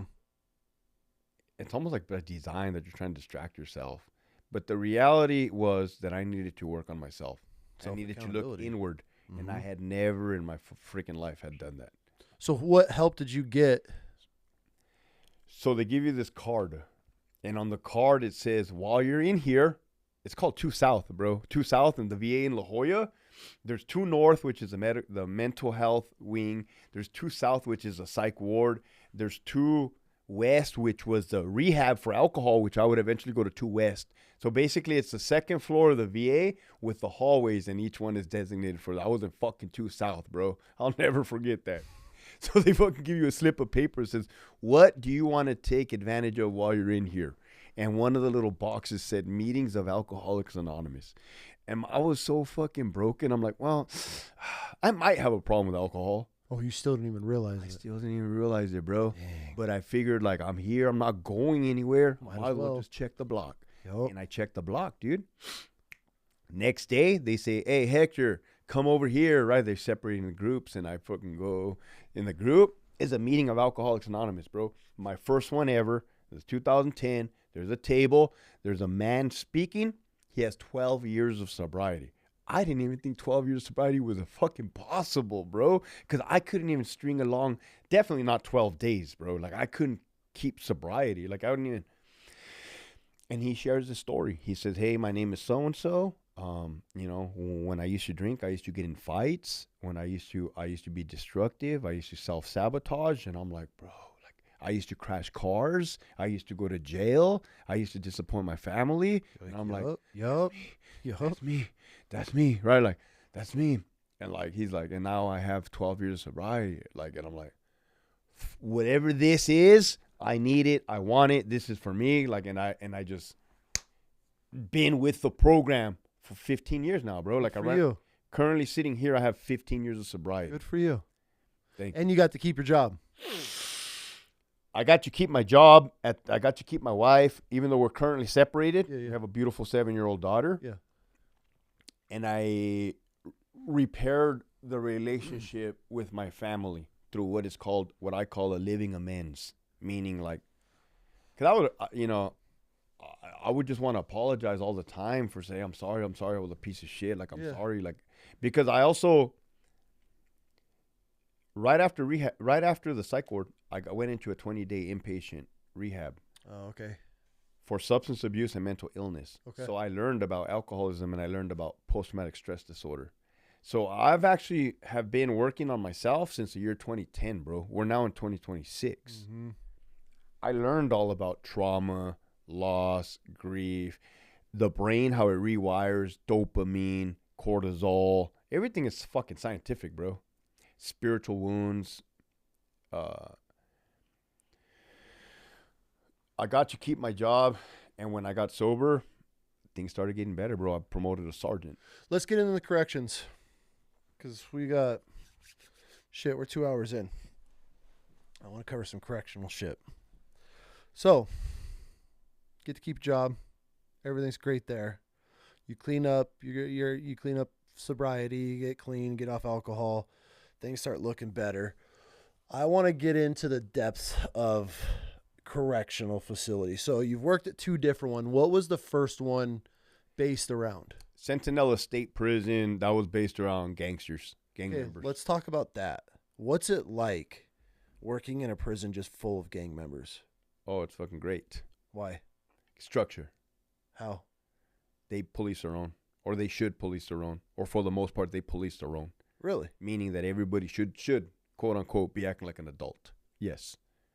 Now that was back in 2006, 2007. Okay. Okay. Of course, generational changes. But you're asking me, what was it like to work in a prison full of gangsters? Yeah. Oh, fucking, did the dream fucking come true? Really? Well, a young motherfucker like me who loves adrenaline, and when you see a 200-man race riot, the way California is set up is the inmates, they separate themselves by race. Okay. So you'll have the whites, you'll have the blacks, you'll have the Mexicans, which are the sureños, where I was at the time down south, and then the paisas. Oh, but then you have the others, which are native, or the others are Samoans, Asians, etc. Okay. So when the rule is, when one gets involved in an altercation with another race, everybody has to get involved. So it'll just explode. So you'll see like chaos erupt. Do you know, as a correctional officer, do you know when something's about to pop off? It can happen for various reasons. Okay. There can definitely be where you know about it, and the way it can be is like, you understand, as a correctional officer, you should know what is happening, who is who, and once you learn how to read the environment. Yeah. Or you can feel it with your sixth sense, you can observe. What are you looking for? Okay, so if you're looking for, like, if I just common sense, to me now it's common sense. If I see two men, I can distinguish whether the two men are having a casual conversation, or whether they're in a disagreement, or whether they're in a heated disagreement, or whether they're about to go to blows. Right? That's just a small example of how I can read, how a person could read. Yeah. Reading something, right? But you also got to know about like their internal drug trade, right? And you're going to find out information various ways. You might have inmates that tell you, or you might have inmates that have a rapport with another officer. They might tell them, here's an example. ACO, like, the blacks owe the Mexicans money, and the Mexicans are pissed that the blacks won't pay. That's enough to let us know, oh, dude, they're going to collect. And by collect, they're going to fucking, like, stab, kill, riot. You know what I mean? Like, at that time. So it's like, yeah, you got to put together the pieces. They're not going to straight up tell you. Sometimes they will. Sometimes they'll be like, hey, there's a fucking green light on cops. Like, they're going to hit you guys. No shit. But we already know. Let's say I'm patting a Mexican inmate down and I slam him on his fucking face for no apparent reason. It doesn't take a rocket scientist to know that the rest of the inmates are going to be pissed off and are going to retaliate. You know what I mean? So some things are kind of self-explanatory. How often is there retaliation on correctional officers in the prison? It's an excellent freaking question.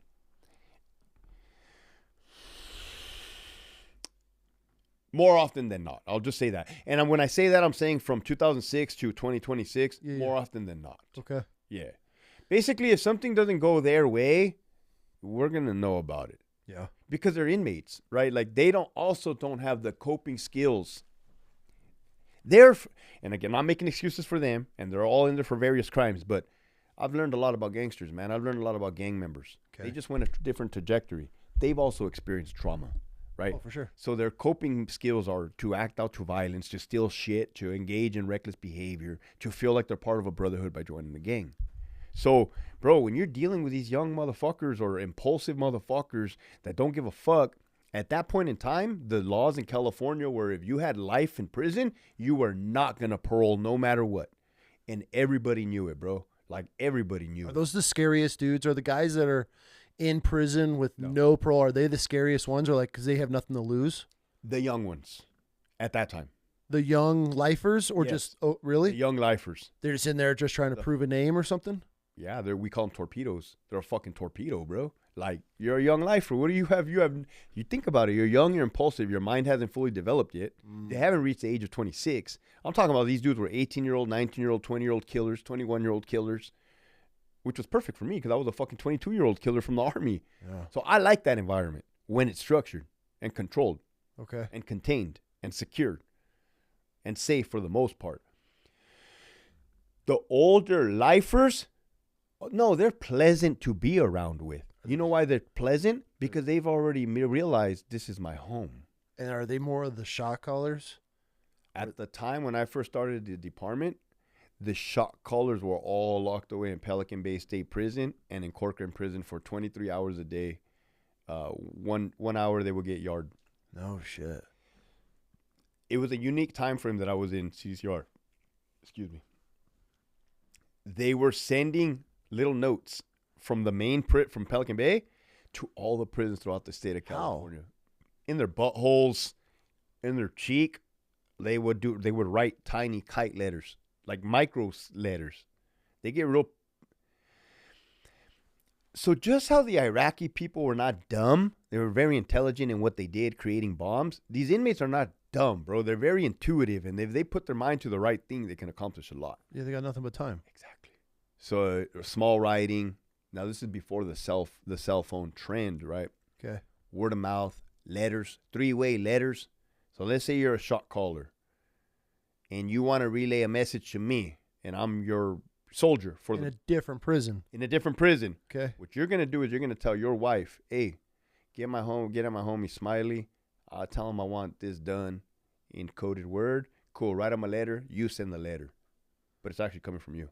So I'll get the letter. It says, hey nephew, because that's what the terms they use, nephew or tío, uncle. Hey nephew, I hope you're doing okay. Yeah, just so you know, you do have my approval to drive my car.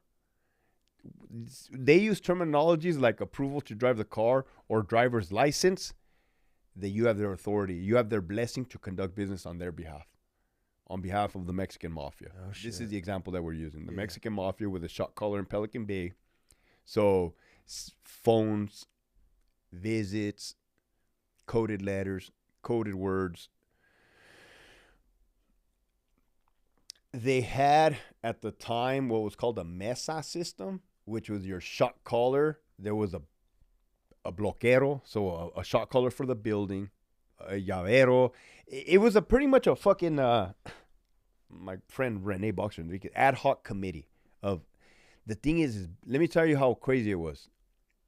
2007, 2008, 2009, all gang leaders were in the SHU, Security Housing Unit. Okay. You had a committee of 5 inmates per yard running the yard. Lifers were not going home. So the violence was fucking awful, bro. The violence was like, nobody was playing around. It was big boy rules. Okay, so when a race war breaks out, what is protocol for you guys as a correction officer? Are you letting it, what do you guys do when a race war breaks out on the yard? So we have a thing called like alarm response. Okay. It's a procedure. Okay. And we have a lot of tools in the California Department of Corrections at our disposal.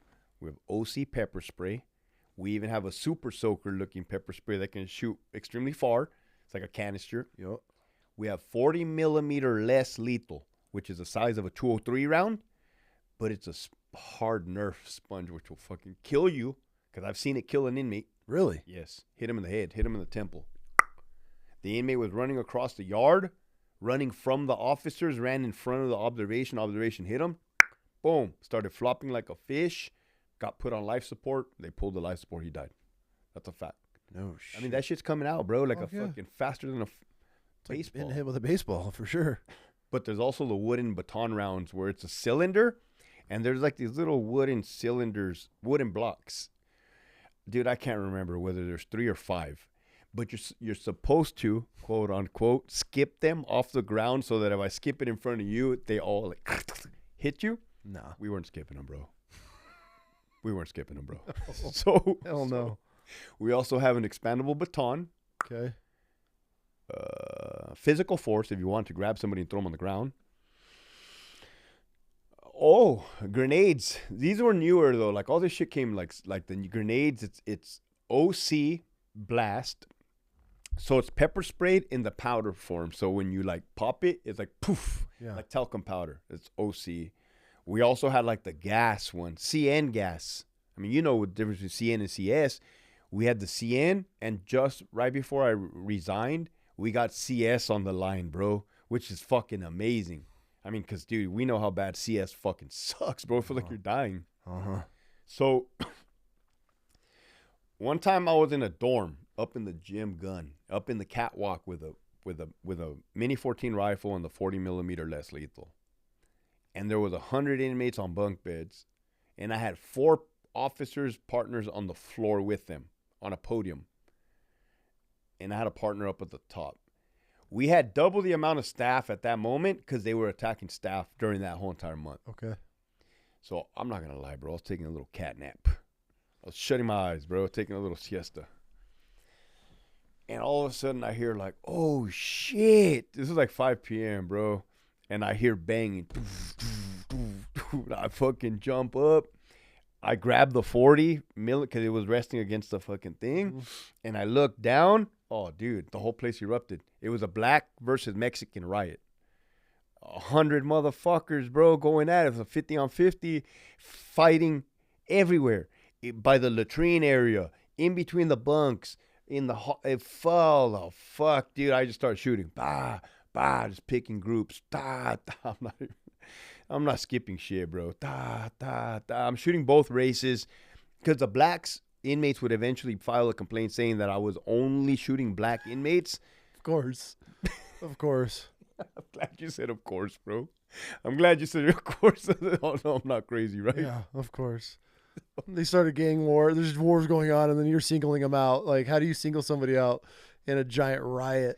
But for a fact, I know I was shooting Mexicans, bro. I know that for a fucking fact, dude, because I shot one 100%, bro, because there was one in the corner.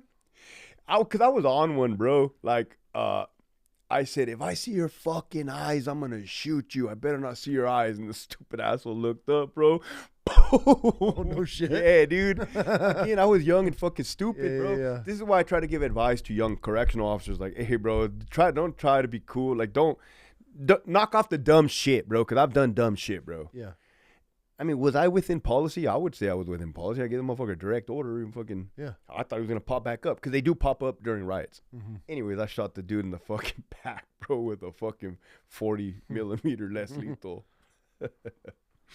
There was that one, and I've been involved in probably like 4 or 5 what are called Code 3 riots. So to answer your question, the job of the correctional officer is to quell the violence through means of use of force or verbal de-escalation if possible, secure the area, bring in first aid, medical, right? Because they're not going to come in until the scene is secured. Mm-hmm. And what you're going to have is you're going to have individuals that have either been shot with a Mini 14 Ruger rifle if needed, stab wounds, numerous stab wounds, lacerations, because the inmates will put locks in socks or batteries and just like, fucking David and Goliath. Pick up like bunk beds and just throw shit, broomsticks, broom handles. It's fucking like probably as close as to like fucking like what do they call that? What do they call that shit? Like barbaric. Yeah. It's probably as close to like barbarism, barbaric shit back then. We're on California is out of control and violent right now, but it's a whole different level of violence right now. Okay, so these guys have nothing but time. Mm-hmm. I feel that talking to correctional officers, like these inmates have we want to look at inmates as that they're just these people they're criminals and all this other shit, but they have nothing but time on their hands. Do you see like a shift in an inmate versus a correctional officer as far as like learning and trying to better themselves? Because you're in there as a job, they're in there as their life. Yeah. Or do some of these guys like start trying to educate themselves and learning things and like as far as structure and not as far as like bettering themselves, but learning? They better themselves, bro. Yeah? Yeah. Now, like, what I'm about to say is probably going to shock the world and probably piss off some of my former coworkers. Okay. But you got to understand, dude, I'm at a level of enlightenment now and understanding and psychological understanding, being 3 years away from that filth. Okay. From that corrupt system and machine, because that's exactly what it is. For sure. It's a machine that warehouses men, takes advantage of the justice system. Mind you, these men committed crimes. Yeah. Ain't nobody denying that. Not even them. They'll rightfully raise their hand and say, I committed a crime. Mm-hmm. But the way the system is designed to screw everybody over at the bottom and make the ones at the top rich. With that being said, I think I know what I'm talking about. Yeah. You have now I don't want to say any blanket statements or stereotypes, but this is my experience. If you look at the group of correctional officers and the group of inmates. Inmates are way more educated in philosophy, in history, in education, in knowledge, as far as like, any spirituality, Buddhism. Oh, that motherfucker will read the Quran. You have a Mexican dude read the Quran just so that he can know what the Quran is. Like, and you said they have nothing but time. So it's not really knocking the COs. In a way it is, because it's like, hey, dude, you are a correctional officer. You make $150,000 a year. You can go to any gym in the world, yet you refuse to work out. This guy has nothing. And he's over here doing handstand push-ups in his cell. Mm-hmm. Tell me which one has more discipline. Okay. So let's talk about discipline. Let's talk about knowledge. Let's talk about education and wisdom. So those dudes are just on it. They're on it, bro. The fucked up thing. And again, this is not the stereotype, because of course you have some dudes that are scumbags and up to no good. For sure. But you also have correctional officers that are scumbags and up to no good. I need the world to see. And again, I'm very spiritual. I think God sent me here to show the people the truth. It doesn't matter if you're a correctional officer or you're an inmate. If you're a good person, you're a good person. If you're a bad person, you're a bad person. And I think like the world needs to know that. I think people get caught up in titles. Oh, for sure. Ego, perceived power, positions. Mm-hmm. You already know, bro. Mm-hmm. You already know. I feel that I've been given the voice to speak up on behalf of the righteous, the people that need it. I host my own podcast. Yeah. I've spoken to numerous former lifers. Do you understand the level of gratitude that those men have? They were put away in a box for 25 years, 30 years with no hope of ever getting out. And now they're out here, bro, eating ice cream with me at the beach. Like, that's a thing, bro. Yeah. Eating ice cream, chilling, posted up, feeling the fresh air, right? Now, I'm not an animal for 20 years. Now, I'm not a dummy, right? I'm not going to allow myself to be manipulated. But my interaction that I've had with these men has been authentic, bro. And 100% like on the up and up. And that's just the reality of it. And I just need the world. And it's interesting that we're talking about this, because what does the media like to do? They like to create chaos. They like to create division. They like to create division between the left and the right. They like to fuel the flames. So, as a correctional officer, dealing with gang members that are in there for life, did you ever come across dudes that were just genuinely good dudes that just made one bad decision and threw their whole life away? When you say one bad decision, we're talking murder, bro. Yeah. We're talking murder. Yeah. But we're talking murder, right? And I know, and I'm not God to be able to judge people. Sure. And I sure wouldn't in the hell like one of my family members to be the victim of a murder. Yeah. And then me, so I don't have that experience, right? But there are men that have committed the act of murder that were entirely respectful the entire duration of my employment, and then they got out and they're thriving out here in society. The reason I ask that question is because you know how women are. They're all in like murder mysteries and all that shit. And you watch the news and you just obviously pay attention to whatever is going on out there. The reason I ask that question is because there are like acts of passion. There's a dude that... Okay. There's things that happen where you end up murdering somebody, but it's not like you're a... Okay. If I'm a man and I go and I murder somebody that didn't have it coming, that would be kind of a scumbag thing to do, right? Yeah, absolutely. But in a lot of the majority or the cases that I'm speaking about, you have a guy from one gang, you have another guy from an opposing gang. They live in Los Angeles. They live on two separate blocks. They fucking indoctrinated into their own beliefs of gang system. They cross paths. They have to do something. One of them's quicker on the trigger. He blasts them out of his fucking socks. Dead. Boom. Gone. Yeah. How the fuck is that any different than fucking George Bush sending me to Iraq and pinning me against the Iraqi people who had fucking nothing against me? It's the same shit, bro. We were both victims of a fucking giant organization. Yeah. Right? Now, that's not to say, now I use the word victim, right? Like, people can say, Hector, nobody has the right to kill another person. What I'm saying is young men do dumb shit. Young men are driven by testosterone, right? And they're like little fucking torpedoes, bro. Mm-hmm. You got to guide them. That's how I feel about that. Was there ever, okay, so as a correctional officer, contraband's a big thing. what these guys, they do crazy things. There's all kinds of stuff going on in these prisons. So as a correctional officer, what was something that you turned a blind eye to? For the record, I didn't turn a blind eye to shit. For the record. Okay. Right? For the record. Yeah. Right? Inmates tattooing. Okay. Yeah, if I come across it, I was just like, hey, dude, what are you doing? Like, they should have the common respect not to do it in front of you. Mm-hmm. Okay.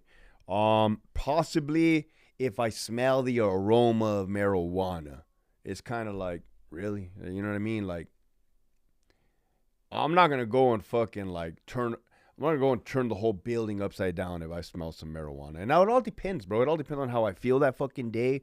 If they've been assholes, right? It's and we talked about this. It's pros versus cons.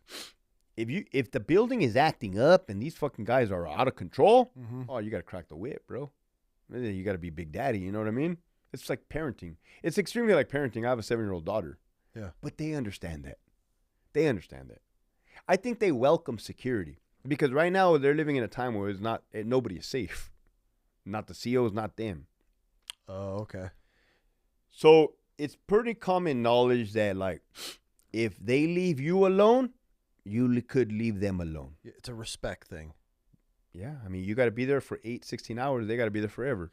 Okay, so I ask a lot of correctional officers this. Do it. Who runs the prisons? Administration. That's a fact. Because you have three parts. You have the administration that wear the suit and ties in Sacramento. Mm-hmm. You have the COs, the correctional officers, the line, and then you have the inmates. Right now in 2026, administration is playing everybody with the funding of the union, of the correctional officers union. Okay. So they're funding their own demise. Now, I bet what you're asking is like, who runs the facilities? Like, who's more dangerous or who has the last say-so? Right now is a real peculiar time because you have all the gang leaders from Mexican Mafia, from Nuestra Familia, from Aryan Brotherhood, from the Black Guerrilla family on all the main lines, meaning at all the prisons. In 2014, they kicked them out. They won a lawsuit to release them from the lockdown. So they're all in every fucking prison, bro. They're walking. They have an entourage. They have 6 gangsters armed security. And I say armed because they got fucking knives up their butt. That's a fact. Everywhere they go, they go. The Mexican Mafia takes a shower. You'll have a dude fucking posted up right there, hands him his towel, hands him his shower bag, hands him his sandals. That's a fucking thing, bro. The thing is that everybody knows that when it kicks off, it's going to kick off with everybody. So how is that so they have power. Yeah, okay. So the inmates have I don't want to sound like a fucking dick, bro, but I don't give a fuck because I know there's a Mini 14 up in the tower. Yeah. You want to talk about power all day long. But, again, we're in 2026 where the correctional officers have been neutered. They refuse to use the Mini 14. That's a whole nother subject. Yeah. So what were you going to say about these? Well, because I feel if you have these Mexican cartel, you got the blacks, the whites, and they're able to just, I don't want to say move freely, but I mean. They move freely. They move freely. So then the COs are just, hey, we have this respect. Don't cross our line. We don't cross your line. How are these guys? I mean, because they're obviously getting weapons into the prison. They're getting drugs into the prison. They're getting phones into the prisons. They're getting everything that they want from the outside in anyways. How are they not, like, how do you not look at it as that they're not calling shots inside of a prison? Just because you got admin up here, they're like, you guys need to crack down or not. Then you got the COs. But if these dudes have gang rank and affiliation. It would be fair to your viewers to give them a current view and standpoint. Okay. Answering your question. Let's look at the police on the streets. You had the whole George Floyd riots. Yeah. You had protests. You had police chiefs throwing their police officers under the bus. Mm-hmm. You had mayors of cities throwing their police officers in the bus. We knew there was fucking crime going on, but what happened? The police were not responding to crime. Remember they said defund the police? It's the same fucking shit. We can use CDCR as a microcosm. We can use corrections as a microcosm for the big world. Okay. Think about the border. You have a border, in southern border, Mexico. You have a wall. Well, when the previous president was there, motherfucker, we're waltzing right across with backpacks by the hundreds, by the thousands, by the millions. We get a new president, we stop the border. That didn't change anything, right? There's still the law. There's still crime. So they're in a fucked up position, the COs, but they refuse to help themselves. They're in a fucked up position because of course, there's drugs. There people are overdosing every single day, dude, dying of overdoses. In the prison? In the prison. There is so much fentanyl in prisons. How are they getting it in? There is unlimited amount of fentanyl in prisons and bath salts and spice. This is the way contraband comes in through prisons. Yeah, how are they bringing stuff in? Dirty staff members, whether it's correctional officers, medical staff, volunteers. Visits. You know, like in the movies, like the lady visitor can come in, she'll bring dope, smuggle it in her butt. She goes to the restroom, she takes it out, he puts it in his butt, he goes back to the yard. That's how it comes in. Drones. In 2026, drone drops. So like you saw Ukraine, right? Like they drop grenades. Yeah. They'll make a bundle. They'll make like this loaf of bread right here, dude. They'll drop that in the middle of the yard, but inside it's cell phones, tobacco, fentanyl, phone chargers, lighters. You want to know what the scary thing is? You don't think you could fit a fucking Glock 26 in that thing? Oh, no shit. Has there ever been a gun smuggled into prison? There was an attempt at Pelican Bay, but dude, it's just a fucking matter of time before all hell breaks loose, bro. What was the scariest part about being a correctional officer in a gang unit? I think since like you framed that question that way, I think it would have to be the rules of the Southern Hispanic Mexicans, the Sureños, who function under the Mexican mafia. Okay. Their set of rules dictates that if one of them gets involved in an altercation with a CO, they're all mandated to get involved. So that's a scary fact, knowing that if I fight one of them, I'm going to have to fight 100 of them. Oh, okay. They have a saying. You mess with one bean, you get the whole burrito. That's their saying, bro. Oh, shit. So it's a fucking scary feeling, you know? You can't win against 100, bro. No. But that's why verbal communication and de-escalation and using your brain is the best tool you can have. I feel you don't last very long as a young, hothead correctional officer. You won't get your fucking, you'll get stomped the fuck out or you'll get your partner stomped out. Hothead doesn't work, bro. How are you going to tell me hothead? Now, are there COs that are hothead? Yes. They get checked, though? Hopefully and preferably, right? Hopefully your own people, other COs will check you, or sometimes the inmates will check you, but let me be realistic. How can you be a hothead correctional officer in a prison when you have 3,000 hothead killers? Who the fuck are you? Yeah. Just because you have a fucking cloth badge, bro? Yeah. Knock it off. Who the fuck are you fooling, dude? And we talked about this, the pretend fake guys. God forbid you go to prison, work in a prison being a pretend fake guy. Oh, like a pretend tough guy? You're going to get exposed. You know what I mean? Okay. You can't pretend to be something you're not in prison. You're going to get exposed. You got to know how to navigate that environment, dude. It's a mixture of discipline, structure, respect, little bit of give and take within reason, within the law, right? Because ultimately you're operating from the law and from an oath. What's the most bizarre thing that you saw in there? Probably like man with breast implants. Really? Yeah, bro, double Did they get them done in prison? Sometimes. Now they do. Taxpayer money. Thank you. Taxpayer money is getting these dudes breast augmentations? So I think it's important for your viewers to know that California has lost their damn minds years ago, and taxpayer money has been going to sex realignment surgery for inmates, facelifts, nose jobs, breast implants. And taxpayers are paying for this. Taxpayer money, bro. You want to hear something amazing? I'll tell you something amazing right now. If I'm a woman identifying as a man, an inmate, right?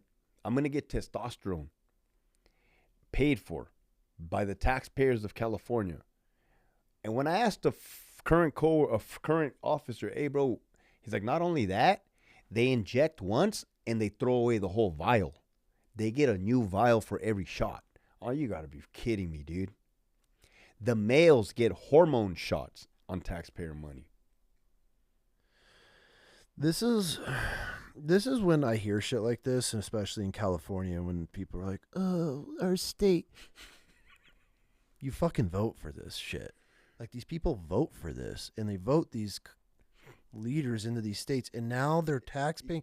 This is why I don't understand why we pay taxes. Like, because it comes from I need you to know that all this corruption comes from the governor level, but even above him, right? Because he's being told. They're making money. And then they get the puppet in charge of the correctional department, and then he enforces the bullshit. Bro, I'm over here thinking like, we had a correctional CO on, and he was talking about how they all get iPads, and that. They all get iPads. That to me was mind-boggling that we're paying for iPads, and you're telling me these motherfuckers are getting sex changes in prison. So you and I first started this correction topic talking about gangsters and riots, right? Yeah. We've come a long way, my friend. We've come a long way. These guys have iPads, taxpayer money, wind-up radios.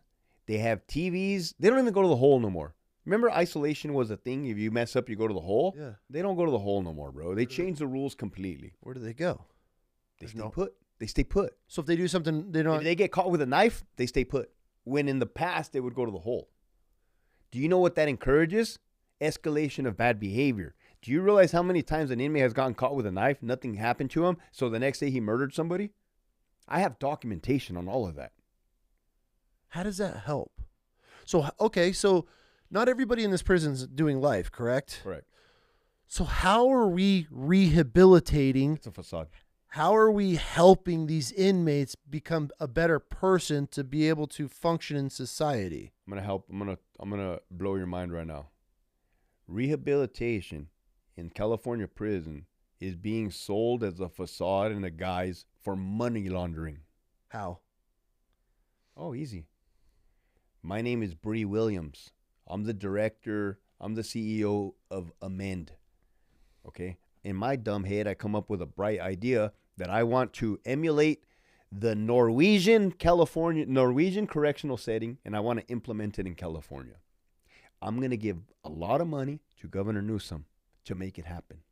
Governor Newsom's going to tell Jeff McCumber, the secretary, hey, make this happen. Well, I got you, boss.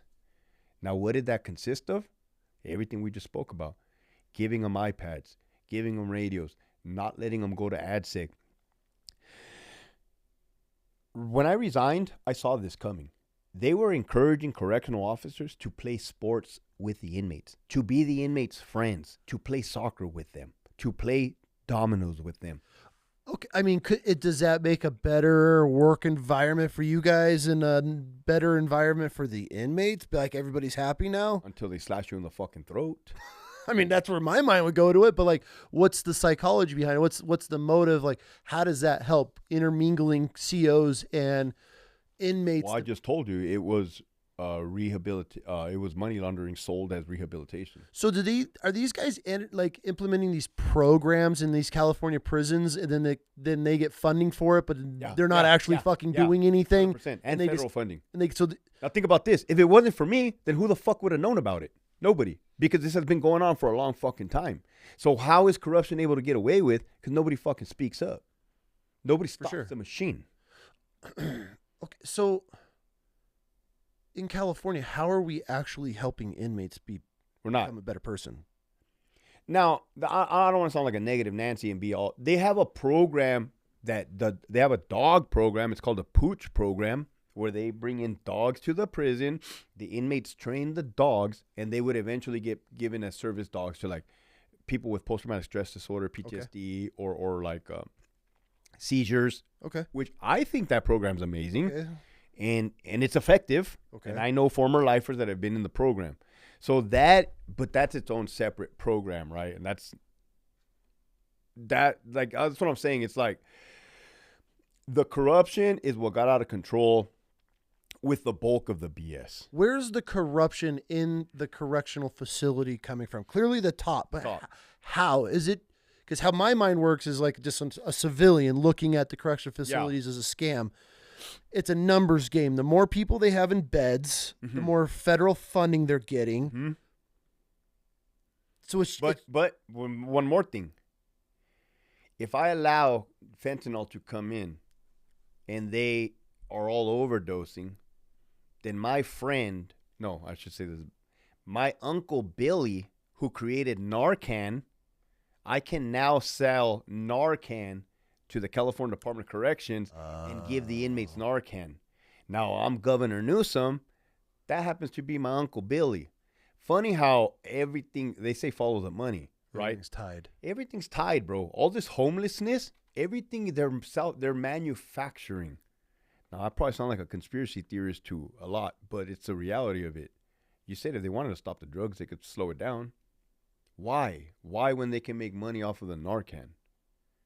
Inmates are on, what is that called? Suboxone? They're also on like that methadone, where they kind of scale them off of the dope.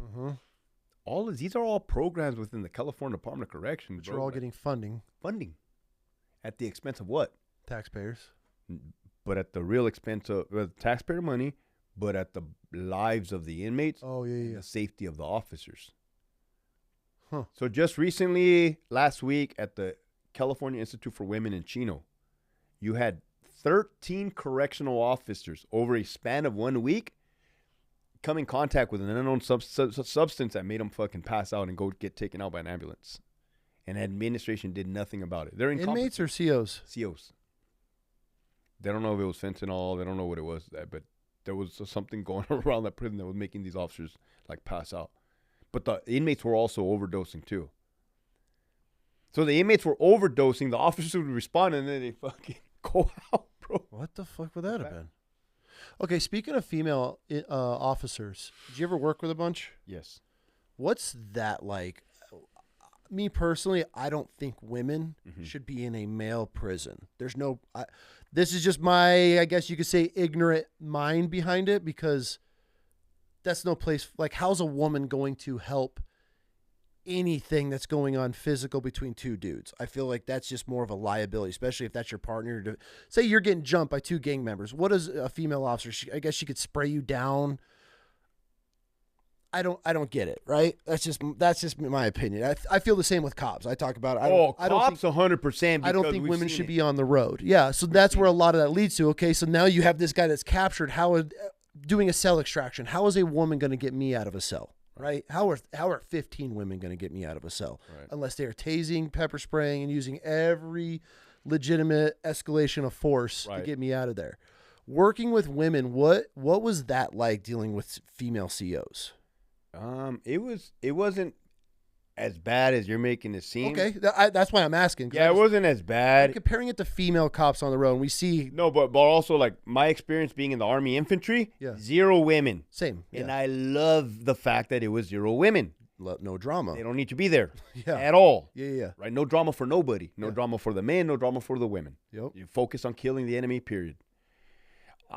When it comes to the prison, bro, especially me being a lieutenant, it's almost like the politically correct version of me wants to speak, even though I'm not a politically correct person at all. Okay. At all. Yeah. At all. But I had this theory in my head one time, and I told myself, we can't all be hard-headed like hitters. We can't all be alpha male COs because that will be too much conflict between the inmate population and between the COs. Okay. And I told myself, sometimes I think we need the lame COs, right? I'm not saying that the women are lame. I'm just saying I think we need a more gentle approach. Yeah, like females, I think, because maybe they can calm a situation. Maybe just their like pheromones up in the air will like diffuse a situation.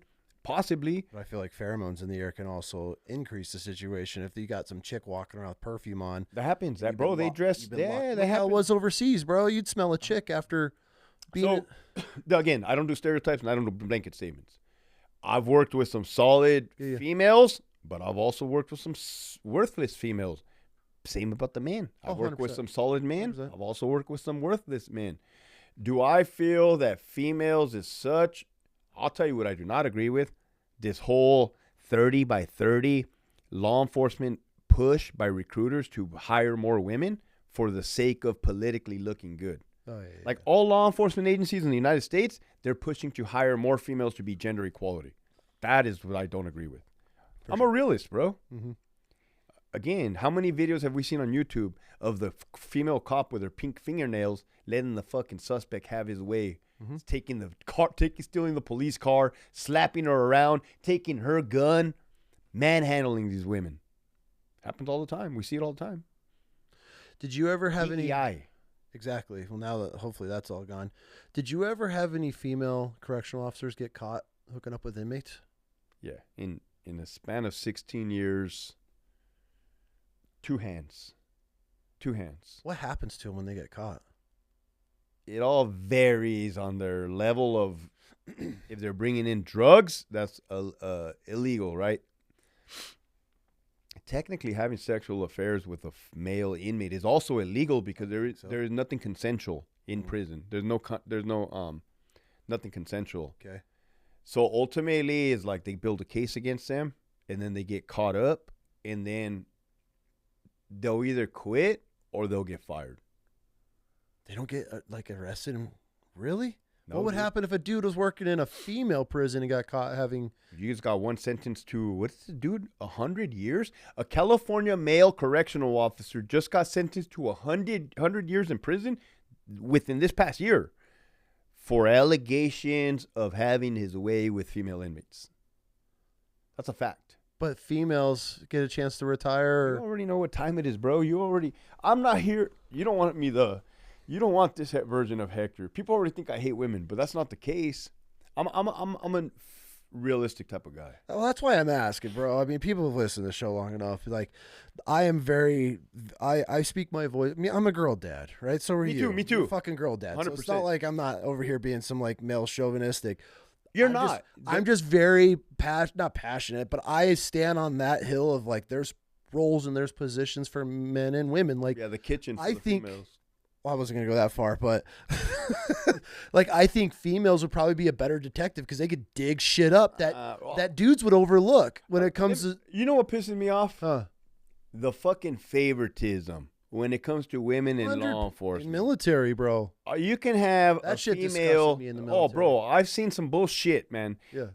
You can have a female with 4 months in the department get put in an investigative unit, like gangs and stuff, and she will get picked over a solid go-getter, dude. That's what's frowned upon. Yeah, that shit. And you have all these lame supervisors that like. They don't know how to get women in real life, so they use that as a flex. Uses their power to try to hook them up. Did you see it every day? I don't like. That's what I don't agree with. I saw it in the Marines, dude. When I left my job and went up to the division, like went to Super Pogue Land. That's when I started working with women, and dude, it was I got snatched up for snatching these young female. They'd walk and be like, "Hey, Sergeant." I've never had one of my troops ever hey me in my life, like. They said, like, hey, like, all cool? And then one of them come walking in my office one day, and she's like, hey, and it was like the fuse burn. What happens if a male says, hey? Oh, we're going out back. We're fucking going to have rounds. This chick walks in my office. It was hayed me, and I went like straight drill instructor on this chick. Her sergeant came down and was like, we need to have a conversation. And I was like, about fucking what? She's like, well, I don't like how you address my Marine. Oh, dude. And then I let her have it. And she got hers. And it just escalated. So every time someone would come back down, I just went. Anyways, that's where like I noticed, like I was like, holy shit, these chicks get to say whatever they want. Because there was these weak ass dudes. Yeah. 100%. These little simps that thought this little female Marine was hot, gets to work with her. So they would allow it. And I would look at these dudes like, do you let your PFCs do say the same shit, or what? Why does she get to get away with it? So I've noticed that through all careers in all fields that there is a huge favoritism that come with. So if you need confirmation that that's transpiring within the California Department of Corrections, 100%. Oh shit. 100, yeah, it's part of the problem, bro. It's part of the problem.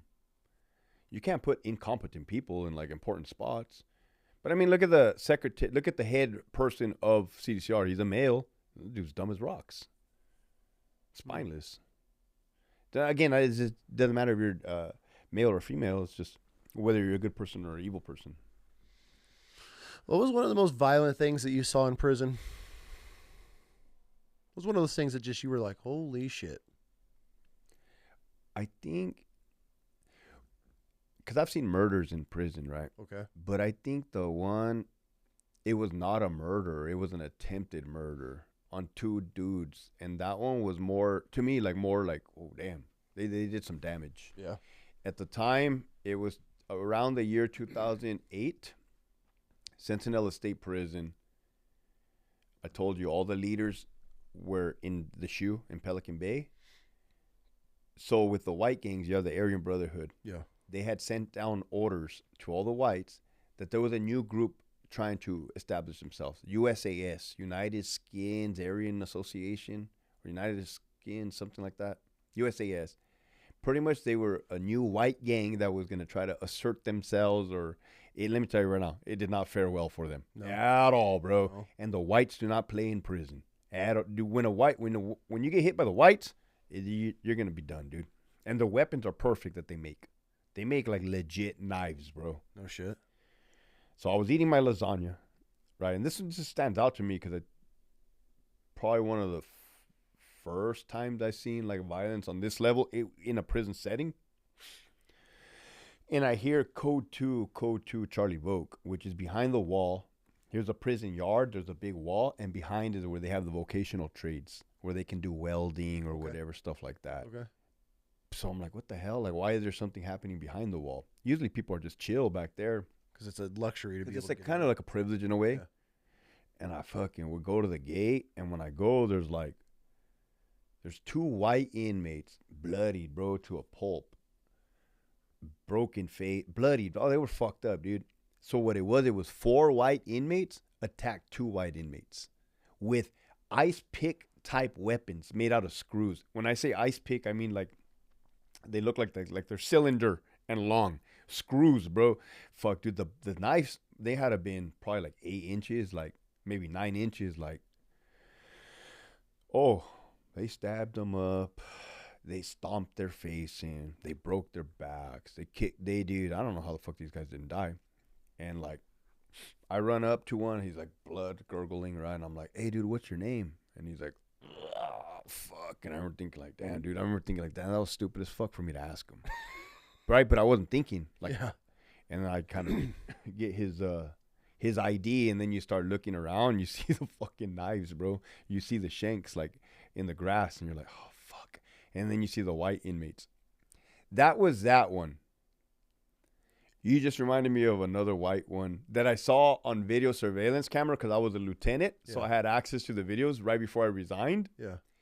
It was another white inmate. He was a somebody. I think he was an Aryan Brother associate at one point in his time. But now he was on a protective custody yard because he had like debriefed or whatever.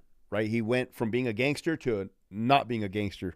Where the child molesters are, where the rapists are, where the dropouts are.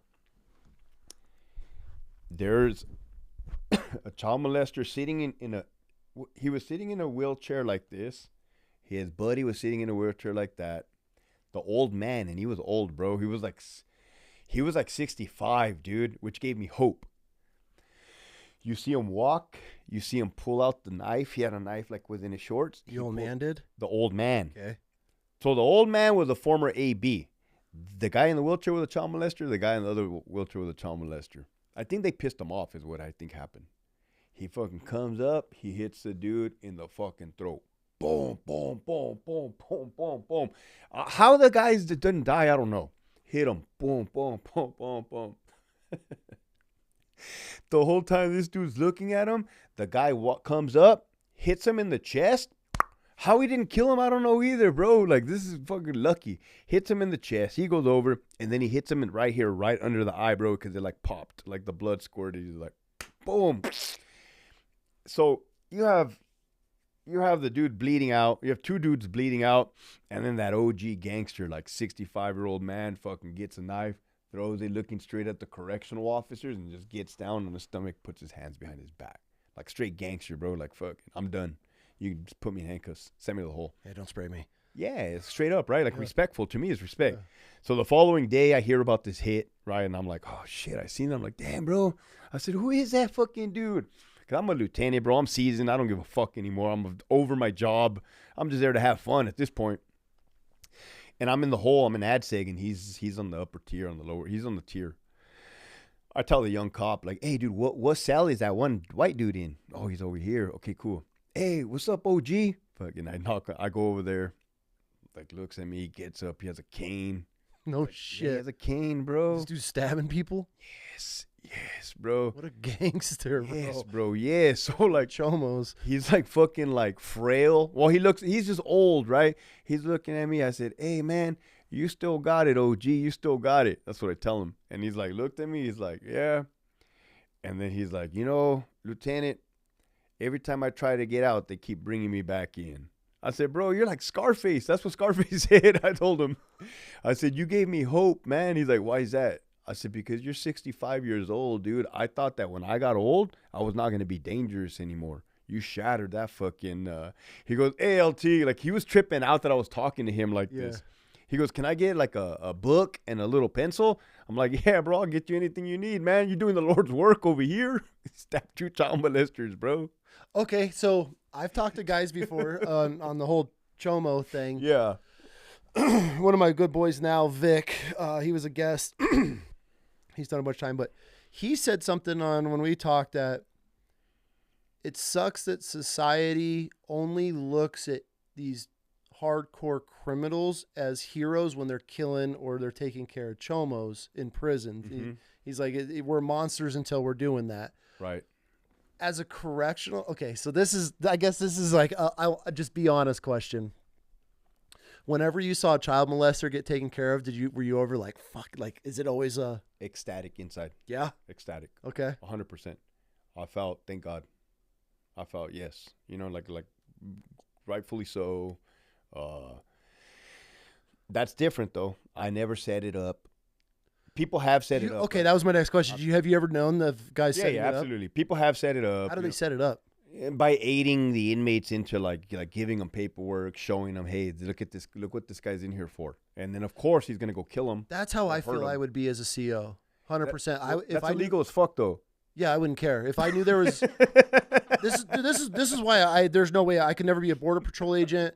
I could never be a cop. I could never be a CO because I'd be crooked 100%. I just know myself. Not like taking advantage, but no, I hear what you're saying. I would be, dude. I'd be dropping papers on dudes. Like if I knew that some guy came in and like ruined a bunch of children's lives, I would 100% be that CO. I'd be check this out. I'm not gonna knock somebody for doing that. Yeah, but I'm not gonna do that for sure. You hear what I'm saying? Yeah. See, so I would 100% would. But it does get done. Yeah. I would be that CO. But when these 100%, man, I would thank these motherfuckers because by the time I got introduced to the child molesters, I was a sergeant and I was a lieutenant.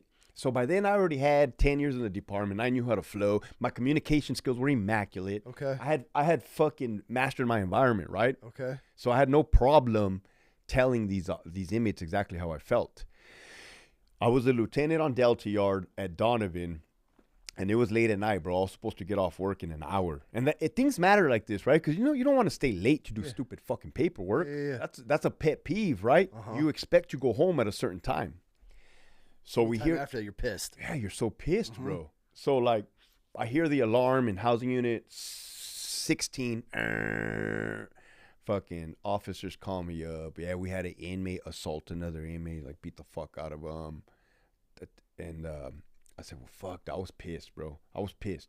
I said, bring that motherfucker over here, right? Like, bring him to my office. Which they got to come this way anyways because this is where the medical is at. Okay. So they got to walk all the way across the yard. And I was fucking pissed, bro. And fucking, it was a little Southsider. But it was an SNY yard, meaning it was a no-good yard. California started mixing inmates in the wrong yards. So I tell this dude, hey, what the fuck are you thinking, right? Like, why would you do that, dude? Like, look at the time, bro. Like, and he's like, I said, why did you do that?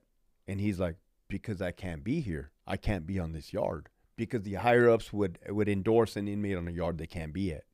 Because then they would be victimized by their gang. Oh, okay. Does that make sense to you? Kind of. So they're putting guys on yards they're not supposed to be on. The correctional officers or the gangs? Administrations are putting inmates on yards they're not supposed to be on. Because there's rival gangs or what? Because of the California model, because of that bullshit. What makes it a yard they're not supposed to be on, though? Having child molesters on the yard would be a yard that gangsters cannot be on. Oh, okay, I'm tracking. So they're putting gangsters on PC yards, protective custody yards. Yeah, but I agree with that. I don't think there should be separate yards, though. Shouldn't everybody just... So why? Okay, off of this, They don't separate gangs into different yards. They got whites, blacks, Samoans, fucking Mexicans, everything else in a yard. Why do the Chomos get their own yard? Why aren't they out there? So why is that a bad thing? Because it's going to be violence for you guys?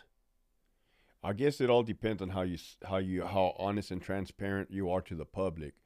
I think the major concern that I have with the corruption is that you have a secretary that's lying to the public, saying they're not doing things that they are doing. Like what? Putting people on the yards? People on the yards. So they're putting gang members on Chomo yards? Yes. And putting Chomos on gang member yards. Okay. On purpose. See, I think that's how it should be. I don't think they should have any segregation. I think Chomos should go into Gen Pop. Yeah. How do you feel about that? I'm not disagreeing. Okay. I'm not disagreeing, but you have to see the big, gigantic picture. Yeah, okay, paint it. I think if tomorrow I came out and I said on the news to the public, right? Because it's public safety, bro. CDCR is operating as if there's some fucking private entity, like surprise secret organization. No, bitch, you're public fucking safety. We, the American people, the taxpaying, need to know what the fuck is happening in there, especially when you're lying. Okay. If I said, hey, check this out, I'm the fucking secretary, tomorrow, all motherfuckers are getting mixed. Figure it out, right? Figure it out. Here's the rules. If this is my name, put me on the lawsuits. I don't give a fuck. You guys fucked up the department, then that's transparency. Yeah. Right? Now the inmates know where we stand, the staff know where we stand. The problem is when you're lying to everybody. And so that's happening, but they're saying it's not happening. Correct. Oh, no shit. They're tricking people. So if I'm a gangster. Okay. No, better yet, if I'm a child molester. You're saying, what's the harm, Hector? If I'm a child molester, and I know that tomorrow they're going to put me on a yard full of gangsters. Mm-hmm. You know what I'm going to do? Well, first of all, I will never be a child molester. But you know what is happening or what has happened? You're going to make a knife in your cell. You're going to stick that knife in your ass. When they move you, when the officers move you to that bad yard, guess what you're going to do? Do you know what you're going to do? Attack the CO? Exactly. I didn't even tell you that. Your mind told you that. That's survival. You're going to take out that knife and you're going to hit the CO. Why? Because it's much easier to kill a correctional officer than for you to get killed by fucking gang members, bro. It's survival. Okay. That's why it's a problem. And I was a lieutenant. So now administration is putting my troops in danger, immediate fucking danger. And these young fucking officers were too dumb to see the big fucking picture because they had been embedded into this, oh, it's us versus the inmate mentality. I'm like, no, motherfucker. It's us versus them. Correct. Us versus the top. Correct. Because they're putting your life in danger with their dumbass rules while they're sitting at Capitol Hill. Well, they're putting everybody's lives in danger, the inmates and the staff, and playing and saying that we're both fucking each other up when we're not. You know what I mean?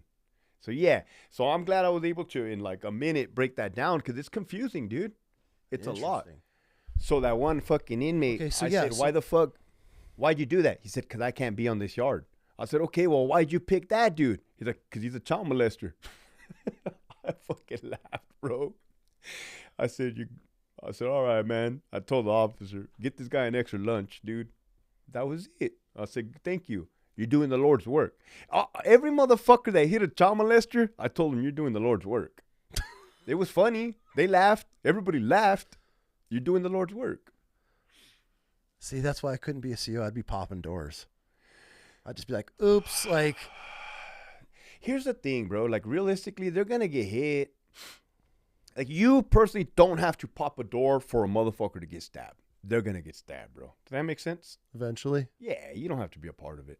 I think that's what I try to, like, convey. Nature takes its course in there. Bro, nature. And I'm a firm believer in karma. There was a child, speaking of karma and child molesters, same housing unit, 16. An officer calls me on the phone. This is a weird thing. You asked me about a weird scenario. He says an inmate just got his finger chopped off. I said, what the fuck, man? This is the stupid shit I'm dealing with as a lieutenant, right? Yeah, for sure. Fuck you mean his finger got chopped off?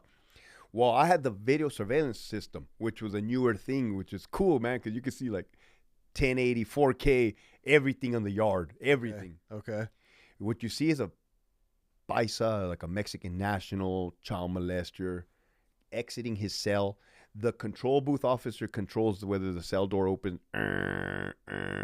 closes, right? Well, this dumb bastard thought it'd be a good idea to stick his fucking fingers in last minute into the cell. He was trying to get his laundry bag out, and it fucking cut off his finger, bro. His finger got cut off, clean, seared off, right? So he's like, It's funny because you could see him, like, his movements in the camera. He's like, like freaking out as his hand's stuck in there. Because believe it or not, like, per a lieutenant's perspective, that's kind of a big incident, bro. A motherfucker lost a finger, bro. Yeah. It's a serious bodily injury. Okay. It's like, fucking goes to his fucking friend. Look like you can see all this. You can see all this. Go to the fucking. He goes to the officer. He shows the officer. The officer's like, dumb, bro. This is a fucking clown show, bro. All three get up. The fucking cops, the COs, the inmate with missing finger. They tell the control booth officer, open the door. We're missing a fucking finger. They're like looking on the fucking floor. Goes look. His dude's looking for his finger. And then finally he looks on the wall. Stuck to the wall? Stuck to the wall. Just pinched it off and stuck it to the wall. His finger was stuck to the wall, right? And I fucking interviewed him. And I said, like, dude, why did you do that for? Right? Why did you do that for? And he said, I was trying to put my laundry bag into the fucking thing, and I cut my fucking finger off. I had to go to the hospital. Did they sew it back on? I think he lost it. Okay. The next day, this motherfucker files a complaint against the officers. He's a child molester, mind you. He's Spanish speaking. He files a complaint against the officers that the officers purposely cut off his fucking finger. And he had somebody assist him in the writing of the appeal.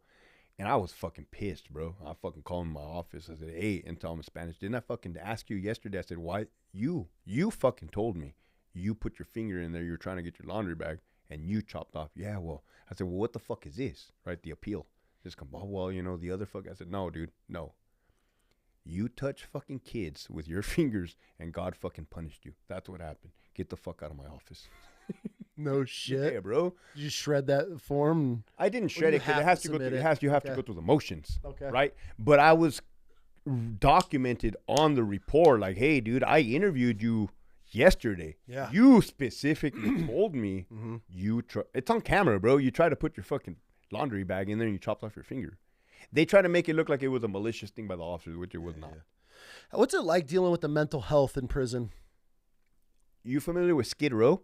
Yeah. You familiar with Skid Row in Los Angeles? Yeah. Where you look at any homeless encampment like that, dude, straight up. How? How do they function? Just imagine you trying to go to a tent and in fucking Skid Row and be like, hey, dude, come here, man. I need you to go back to your cell. You're gonna get he's gonna nut up. They're high on spice. They're high on bath salts. They're high on fentanyl. In prison. Yeah, high on meth. They're chemically imbalanced. They're mentally unstable. They have some of them schizophrenia. They have what do you have when they see things and they hear things? Hallucinations. Oh, dude, it's a disaster. I hated it, bro. Just a nightmare dealing with them. Self-mutilation. I've heard this. I heard we had a CO. The guy said that he's cut his whole nutsack open with a pair of listen to me. Nail clippers. Yes, dude. You ever see some shit like that? I was used to dealing with the gangsters, right? And then you go to this other prison, and yeah, there was a guy they called like Paperclip Johnson.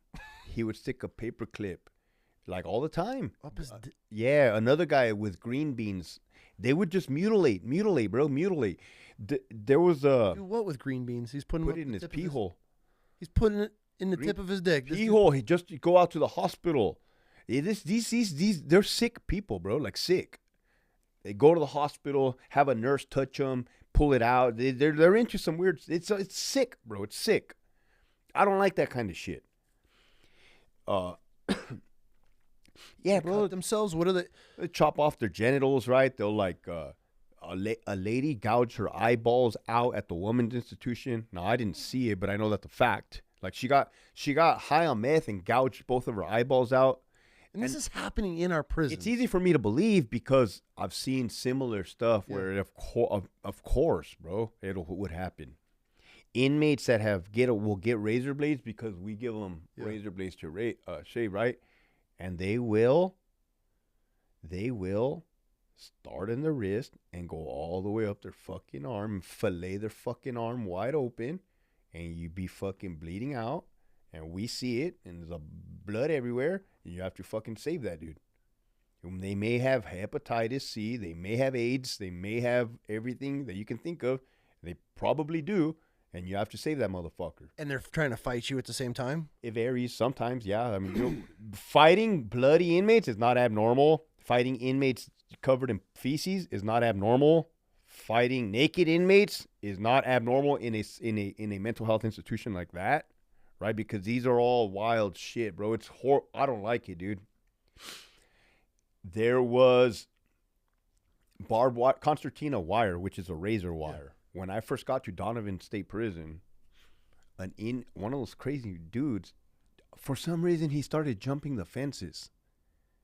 Like I don't even think he was trying to escape, because he was jumping like interior fences, not even like exterior fences. Okay. I mean, he was trying to make his way to the exterior fences, but you have to understand, he jumped over 2 fences topped with concertina.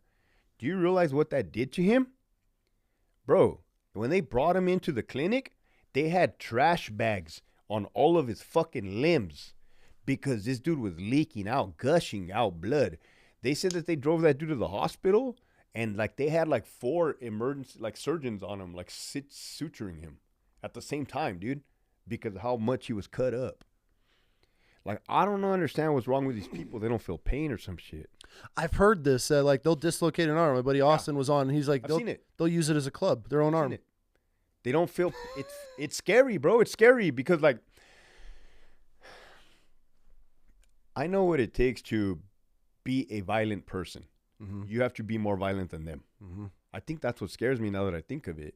How the fuck? When they're here, that means you got to bring it that much more, and that's a scary place to be. And then you just go home and act like nothing happened. Correct. It's like Friedrich Nietzsche said, those that fight monsters ought to be aware they don't become a monster themselves. Mm-hmm. Be aware of the abyss, because when you stare at the abyss will stare back at you. Which is one of the reasons I resigned too, bro. I had a 4-year-old daughter. I was becoming a very dark person, meaning like I was done. You're just surrounded by it all day. Yeah, I was jaded. I was fucking through. Corruption. I think the corruption grossed me out more than any of the blood or inmates, for sure. Before, I want to touch more on the corruption, but I got one other question for you. Especially with dealing with the mental health. Did you ever have them throw feces on you? Thank God, nothing. No. Really? Bro, for the record, this is like the 6th time I've ever said it. I never got assaulted. Really? Never. 20 years? 16. 16? Never got assaulted? Never got assaulted. That's impressive. I've been in a lot of bullshit.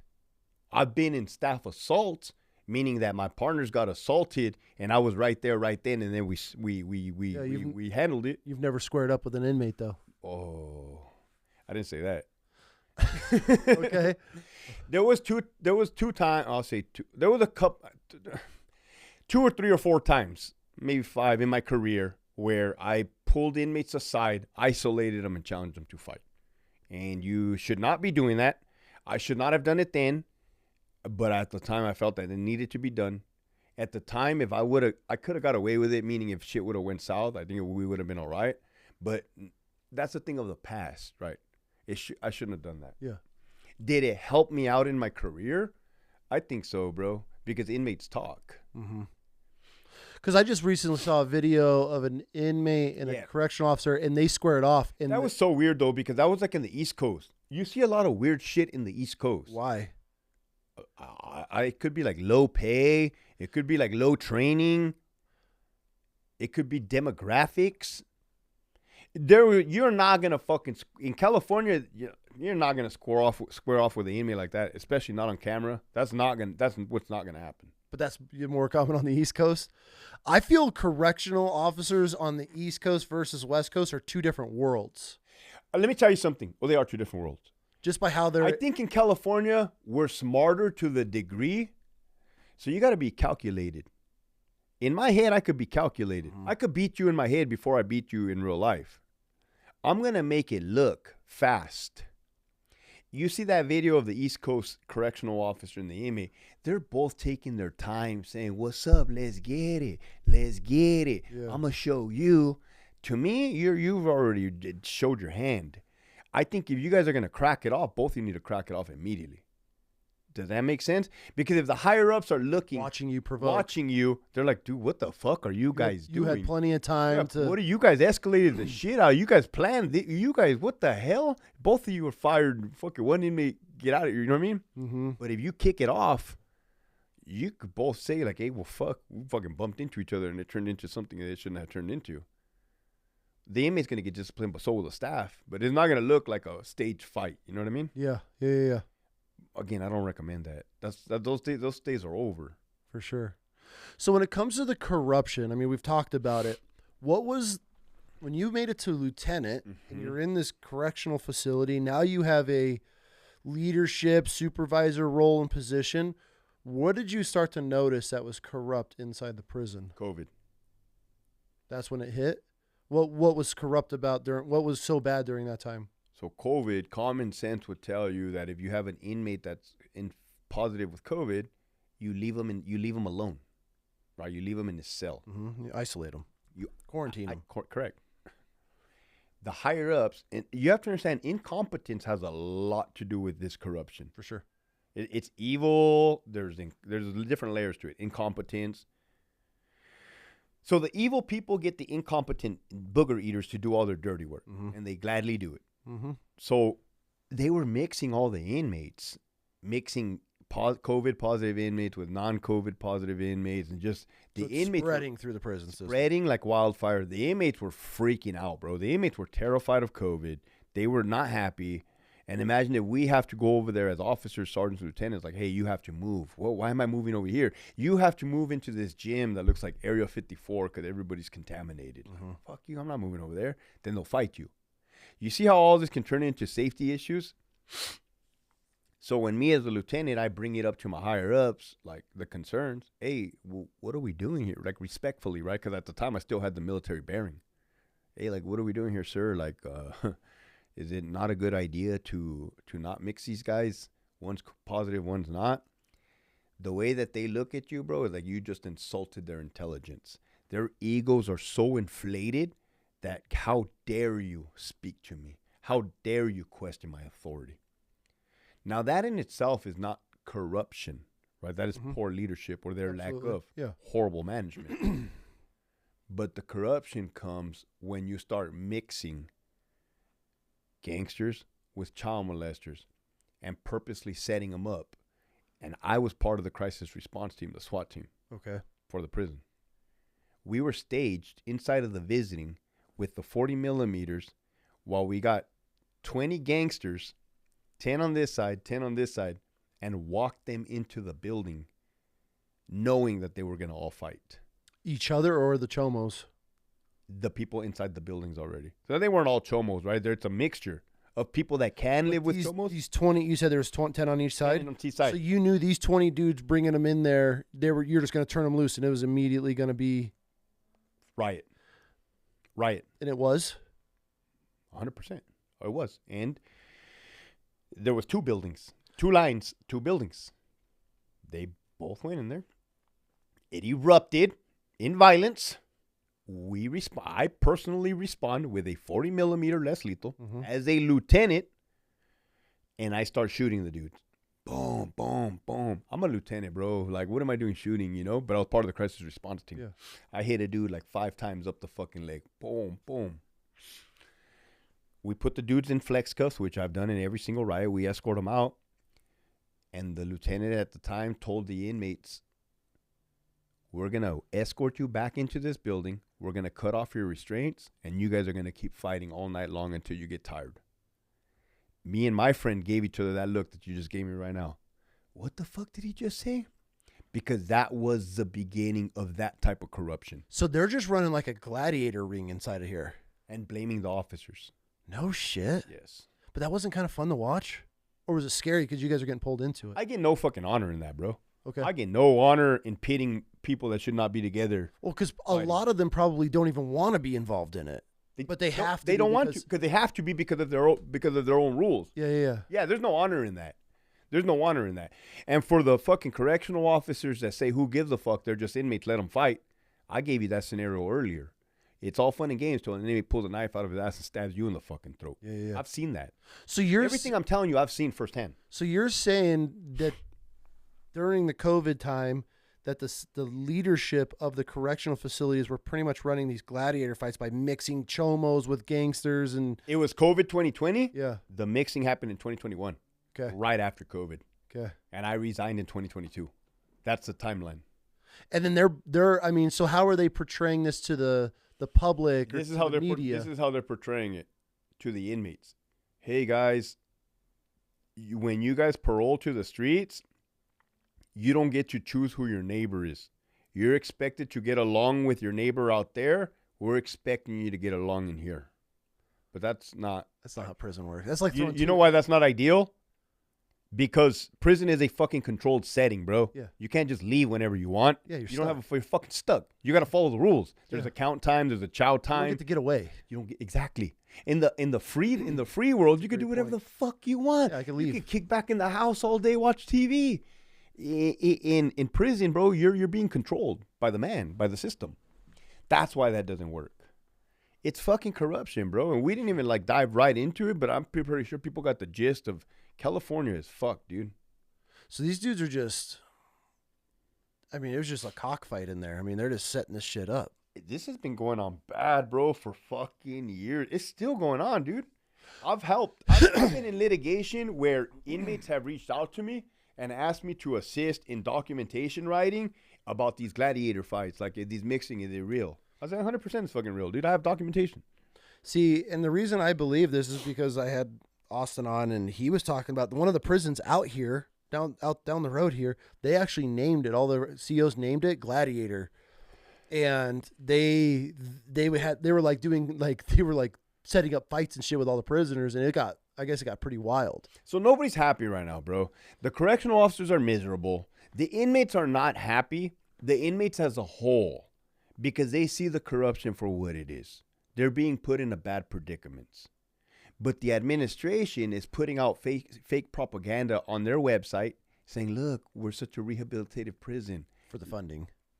Oh, you already know, bro. For the false image. So meanwhile, these dudes are in there just stabbing each other. Murdering each other, bro. Because I have a website, too, where I show videos of fucking carnage, butchering. Oh, my God, bro. Murders.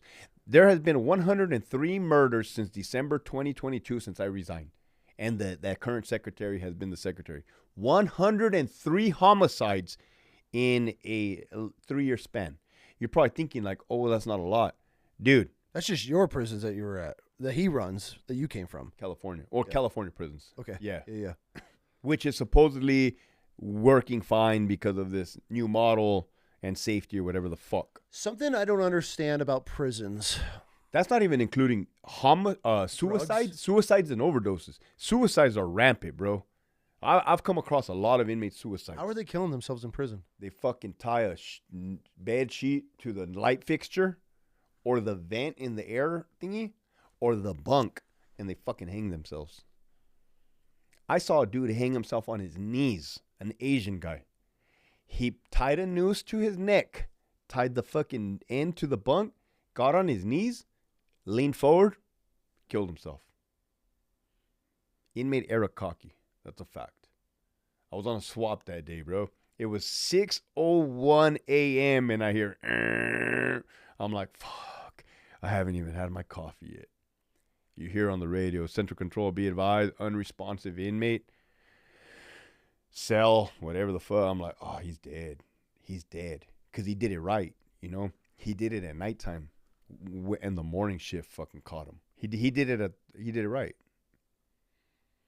Okay, so my ignorant mind, right? My little finite mind of inside prison. I look at these gangs as like an anthill, right? Like all these little anthills. And when you take a scoop of one anthill and you throw it on another, you immediately, it is 100% fight for their life. Why don't we build these prisons to where these blocks are all just that specific gang and gangs never cross paths? Fuck no. Why? That would be bad for the COs. How? When you have all of one race in one area, they turn all their attention on the COs. Okay, that makes sense. And I've encountered that. I've experienced that. That makes sense to me. Because they don't have that tension from the other race to kind of like. But if we're giving these dudes iPads, they got fucking radios, TVs, they got commissary. I get there's a lot of them in there, and that's the reason they're in there, because their mind is just not normal, so they're looking for violence 24/7. Yeah. But like as an outsider, I'm like, okay, why don't we just take all the blacks and stick them in block C? All the whites are in B, and then they just never cross. They're gonna. I think the questions you're asking, you got to understand which you're framing them. Okay. If you right now went up to the director of the CDCR, the secretary, and you're like, hey, sir, like I think I have a good idea of like how to fix your problem. He's going to look at you. He's going to scoff and laugh at you. That's the type of people that are in charge. 100%. Which is fucking foul, bro. Like, so we can have the best idea in the world. Doesn't matter if the people are not implementing it correctly. You can have the best idea in the world, execute it, but with poor execution could turn into a complete and utter failure. Yeah, 100%. Absolutely. So I guess my next question to you would be, you did 16 years and you made it to lieutenant. You've seen from the trenches to the leadership position. How would you change the California? How would you just change prison systems in general to make them more rehabilitating for prisoners? Easy. How? Easy. I know which inmates want to rehabilitate. I know which inmates want to go home. And I know which inmates want to fuck around and give the staff a hard time. So should that be separated? Yes. And the incentives should be distributed correctly. What type of incentives? So right now, they are rewarding all bad behavior. How? Oh, bro, if you're a fucking piece of shit, if you're masturbating to female officers, we're going to give you a car show. We're going to give you a circus. We're going to bring in food vendors. They're rewarding the bad behavior. They're bringing food vendors into prison? Food vendors into prison. Car shows into prison. What the fuck? BMX skateboarding shows with ramps. No way. There's no way. 100%. Oh my goodness! I just posted on Instagram, man. They brought in these females. They were twerking on the inmate. They were dancing, having a good old time. Maybe they weren't twerking. I probably. Who knows? Why twerk? Why go dance with inmates? You know what I mean? I'm a realist, bro. What they're selling is a fucking circus. Is what it is. It's a circus. It's a circus. So okay. So I guess. So the inmates that behave should be then their own block. What I'm saying is they're not getting those type of incentives, bro. I know this for a fact. If you're a general population inmate, you're not getting any other cool fucking stuff that the other guys are getting, which is backwards. You need to reward the good behavior and punish the bad behavior, just like a parent. It's that fucking easy, bro. That's how fix half of your fucking problem. That doesn't make any sense to me that these guys are getting food carts and car shows. I don't mind the food sales because the inmates will pay like, let's just say, $25 for a pizza, but that money gets fundraiser to like Children's Rady's Children's Hospital. Okay, so that's actually going somewhere. So they donate the money to a good cause. That's not going to the admin and correct. So I don't mind the food sales. They get to eat whatever. Food sales as far as commissary, but you're talking they're bringing outside, how not the fuck commissary. Are the inmates, not commissary. Pizza Hut, Costco Pizza, Kentucky Fried Chicken. And again, I don't mind it because the money's going to a good place. That's the only reason why I don't mind it. And if they... Okay, so let's say you had guys, because if we're rehabilitating these people... But we're not, bro. You do realize we're not rehabilitating nobody, right? For sure. Okay, cool. I just keep... That's why I do air quotes every time. Air quote, bro. All right. Every time I say rehabilitate, I do air quotes because... For in case of viewers, look at the I have buddies that have been in the system, and they said that the worst shit they've ever dealt with was way harder in there trying to keep clean than it was on the streets. Oh, 100%. They say there's more drugs in prison, there's more crime in prison, there's more violence in prison. And that's where I have such a hard time knowing that, let's say some kid gets caught up with a bunch of weed or coke, whatever, right? Gets a DUI and gets put into these situations. They immediately get pulled into a gang to survive. Okay, is it possible to go to prison and not get pulled into a group? 2026 is unpredictable. I never told you that there's condom dispensers inside the housing units. You know when you go to the shopping mall and you go to the bathroom, you can buy the cologne in the restroom or a condom. Some days you have them. Yeah. Every prison building in California has a dispenser on the wall that all inmates have access to and free condoms. That's a fucking fact, bro. That happened years ago. Free condoms, free Narcan, free Suboxone, free. It's all funded. Bro, people like Californians. I don't even think. But then now you got to talk about generations, right? Let's keep it real on your podcast. We're doing a good job. Let's talk about generations in society. What are these 18-year-old, 19-year-old, 20-year-old, 21-year-olds, like 23-year-old demeanors? Just they're different than our age, right? Well, they're growing up. Most of them are growing up without fathers now. That's the same type of inmates that are going in. Okay. They lack the virtues of the old values that we got taught, right? So they're out of fucking control. They're out of control. They're wild. They lack respect. Not even the OG convicts, not even the old school inmates can't fucking stand these little bastards. They're like, dude, we don't know how to get through to them. They don't listen. Couple that in with who is your new batch of correctional officers? 21-year-olds, 22-year-olds, 23-year-olds. So the system is freaking screwed right now. Currently in California, what you have the new generation that have taken over and ruined everything. Okay. And you have the old inmates that want out. You have the old staff that want out. Oh, and so you they're have just a big hanging turnover on. going on right now. now. The turnover has been happening for the last 5, 6, 7, 8, 9 years. How's that going? You ever see the movie Titanic? It's a sinking ship, bro. Me and somebody else are the only ones calling it for what it is. It's a sinking ship, bro. We have not even seen the ultimate. Let me tell you something, man. For your viewers to Google, type in the name Cesar Hernandez, Kern Valley State Prison. 2 years ago, a level 4 180 GP killer inmate escaped from Kern Valley State Prison, ran away from the correctional officers. During a transportation run to the courthouse, he managed to make it to Tijuana. He got in a shootout with the Tijuana police and killed a female police officer. You never heard about that in the news, bro.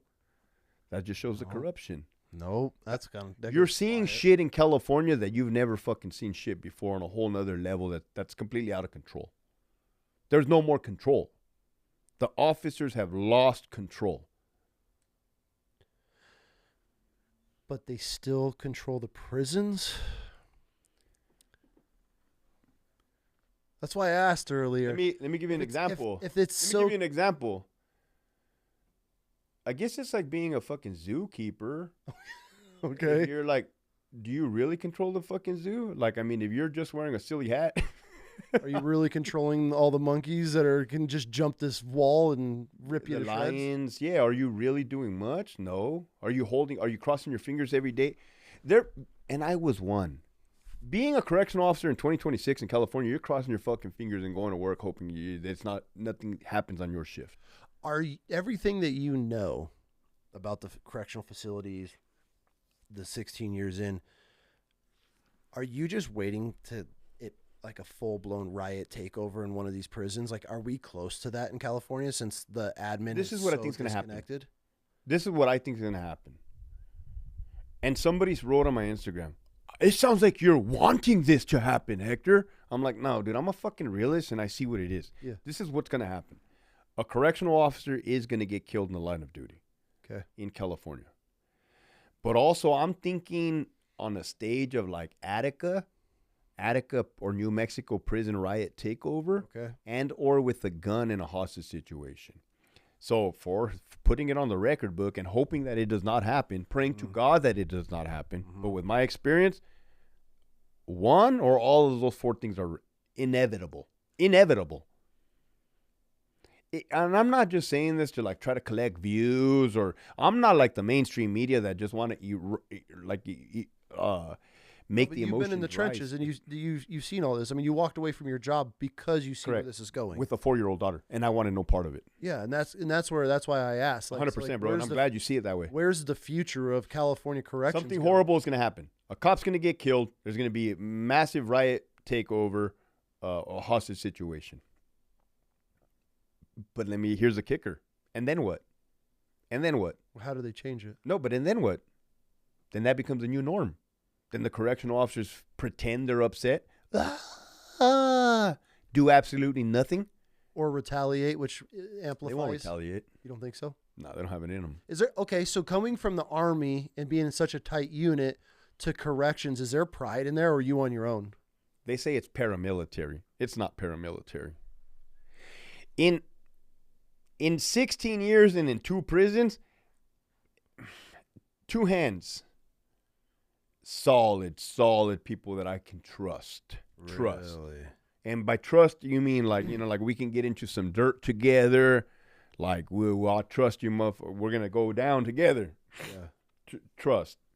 And that's out of 1,000 and 1,000. 10 out of 5,000 employees.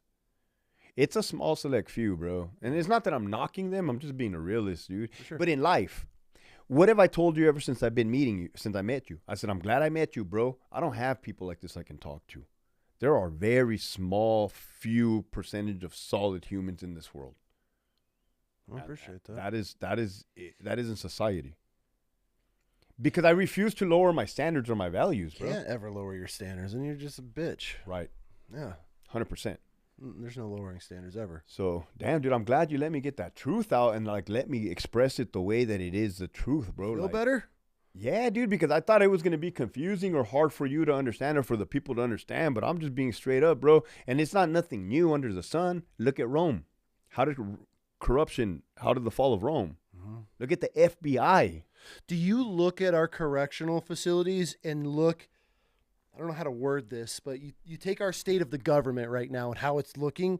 Is it just copy-paste to corrections, how that's run with the corruption? Evil, corruption, copy-paste. Doesn't matter. I guess. Call it CDCR, call it FBI. What does CDCR stand for again? California Department of Corrections and Rehabilitation. Call it the Ukraine, Hunter Biden funding, the proxy wars with fucking Russia. How are they making money, though? Who? The staff or the leadership? They're not. They're selling out for power. Oh, okay. Power. Okay. Power. Which that's a huge thing. Position. People don't understand. Yeah, people egotistical. Don't understand. Yeah. Okay, so they're just bowing the knee to new scum, and then that gets them promoted. Yep. That makes it. Then they're working their ranks up into the California system. I was on a podcast, bro, and they asked me like, "Well, I don't understand." Oh, it was the Ironclad or something. He's like, "I don't understand. What do you mean corruption, bro? Like, what do you mean they're selling out for like a power?" I'm like, bro, they're content with just fucking for a title. They'll fucking sell out their own mother for a fucking title. And if people can't understand that, you're ignorant. Look at our politicians. You see the list of people that are taking money from AIPAC, and it's like $24,000. I'm like, you sold your soul to Israel for 24 fucking grand? You can't make that on a side hustle? You're selling yourself out for, dude, the fact people will do anything for power. Anything. Power. Okay, so like you said, Hector, do you see CDCR? You see politics? Do you see corruption? Copy paste? Yes. But in one side of the spectrum, you have the corrupt entities. On the other side, you have the public sheep unwilling to act. Or which encourages this behavior, which is culpability by definition. Well, at the same time, you have this fortified fortress, this building that has layers of fences of all. How the fuck is a civilian going to look at it and be like, we need to dig into that? No, but what my reference was in reference to the current correctional officers refusing to stand up to the corruption. It takes, what did they say? The only thing necessary for evil to prevail is for good men to do nothing. Mm-hmm. Who said that? Thomas Jefferson said, somebody said it. Somebody important, right? That is from what I've seen. Nazi Germany, Hitler. How many fucking German nationals saw and understood what was happening was wrong, but said nothing, did nothing because they were afraid of retaliation? Well, same with cops. Same with the military. Correct. Vaccines. God, don't even get me started on the vaccines, but it's the same shit. Mm-hmm. You see what we're up against. But it's important for the American people to identify who's who and what's what. My thing is when shit hits the fucking fan, be careful who you pick the right people, pick the right side to be on. And they're not the loudest motherfuckers in the room. I'm going to tell you that right now. No. And don't think you're going to be jumping ship, bitch, because I remember you over here playing this fucking game over here for so long. Now you want to come and join the winning team? Ain't going to fucking happen. Yeah, it's interesting to me because I'm just like everything that our government touches is corrupt. Yes. Everything. Yes. The money, the hookups, the grants, the funding, the so and so. Dude, when I was working in just the utility world under the Obama administration, bro, the whole go green bullshit when everybody was going green. Motherfucker would have a company and his wife was the environmentalist and her sister-in-law ran the traffic. Dude, and all these people would be all connected, and then you would get these government gigs, and then as soon as you got the bid, then you had your whole entire family bid everything that all own these companies. And then now it's like, bro, you have a family and brother-in-law, sister-in-laws, dad, you got a fucking 17-year-old daughter that's like running the flagging, all this crazy shit, and everybody was making bank. And it's the same thing I feel like in all of these entities of the government that, if we could get this funding, we're going to allow transgenders to get breast augmentations. Right. That's going to give us more funding, and then the guys at the top are Somali daycare sham. The Somali daycare sham. It's the same thing as our correctional facilities. It's no 100%. Different. It's corruption, bro. It's like, okay, you got evil. It's evil. It's fucking bottom line evil, bro. Because people are selling out for money, for power, for titles, positions. For sure. People have a hard time grasping that concept still. And it's like you just look at what people will sell their soul for anything. Let's be realistic. How did we go from, you and I have the same birthday, bro. Same birthday. How did we go from that year we were born to now? Easy. We got away from our primitive state. They attacked us with toxic masculinity. They said female gender equality.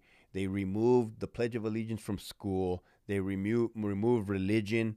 They got rid of God. Every traditional Christian family value virtue was attempted to be destroyed by evil. Call it what you want, George Soros, whoever it may be. And all we have to do as a nation is just go back to where we were. We don't have to reinvent the wheel. We just go back to where we were. Why fix it if it's not broken? You know what I mean?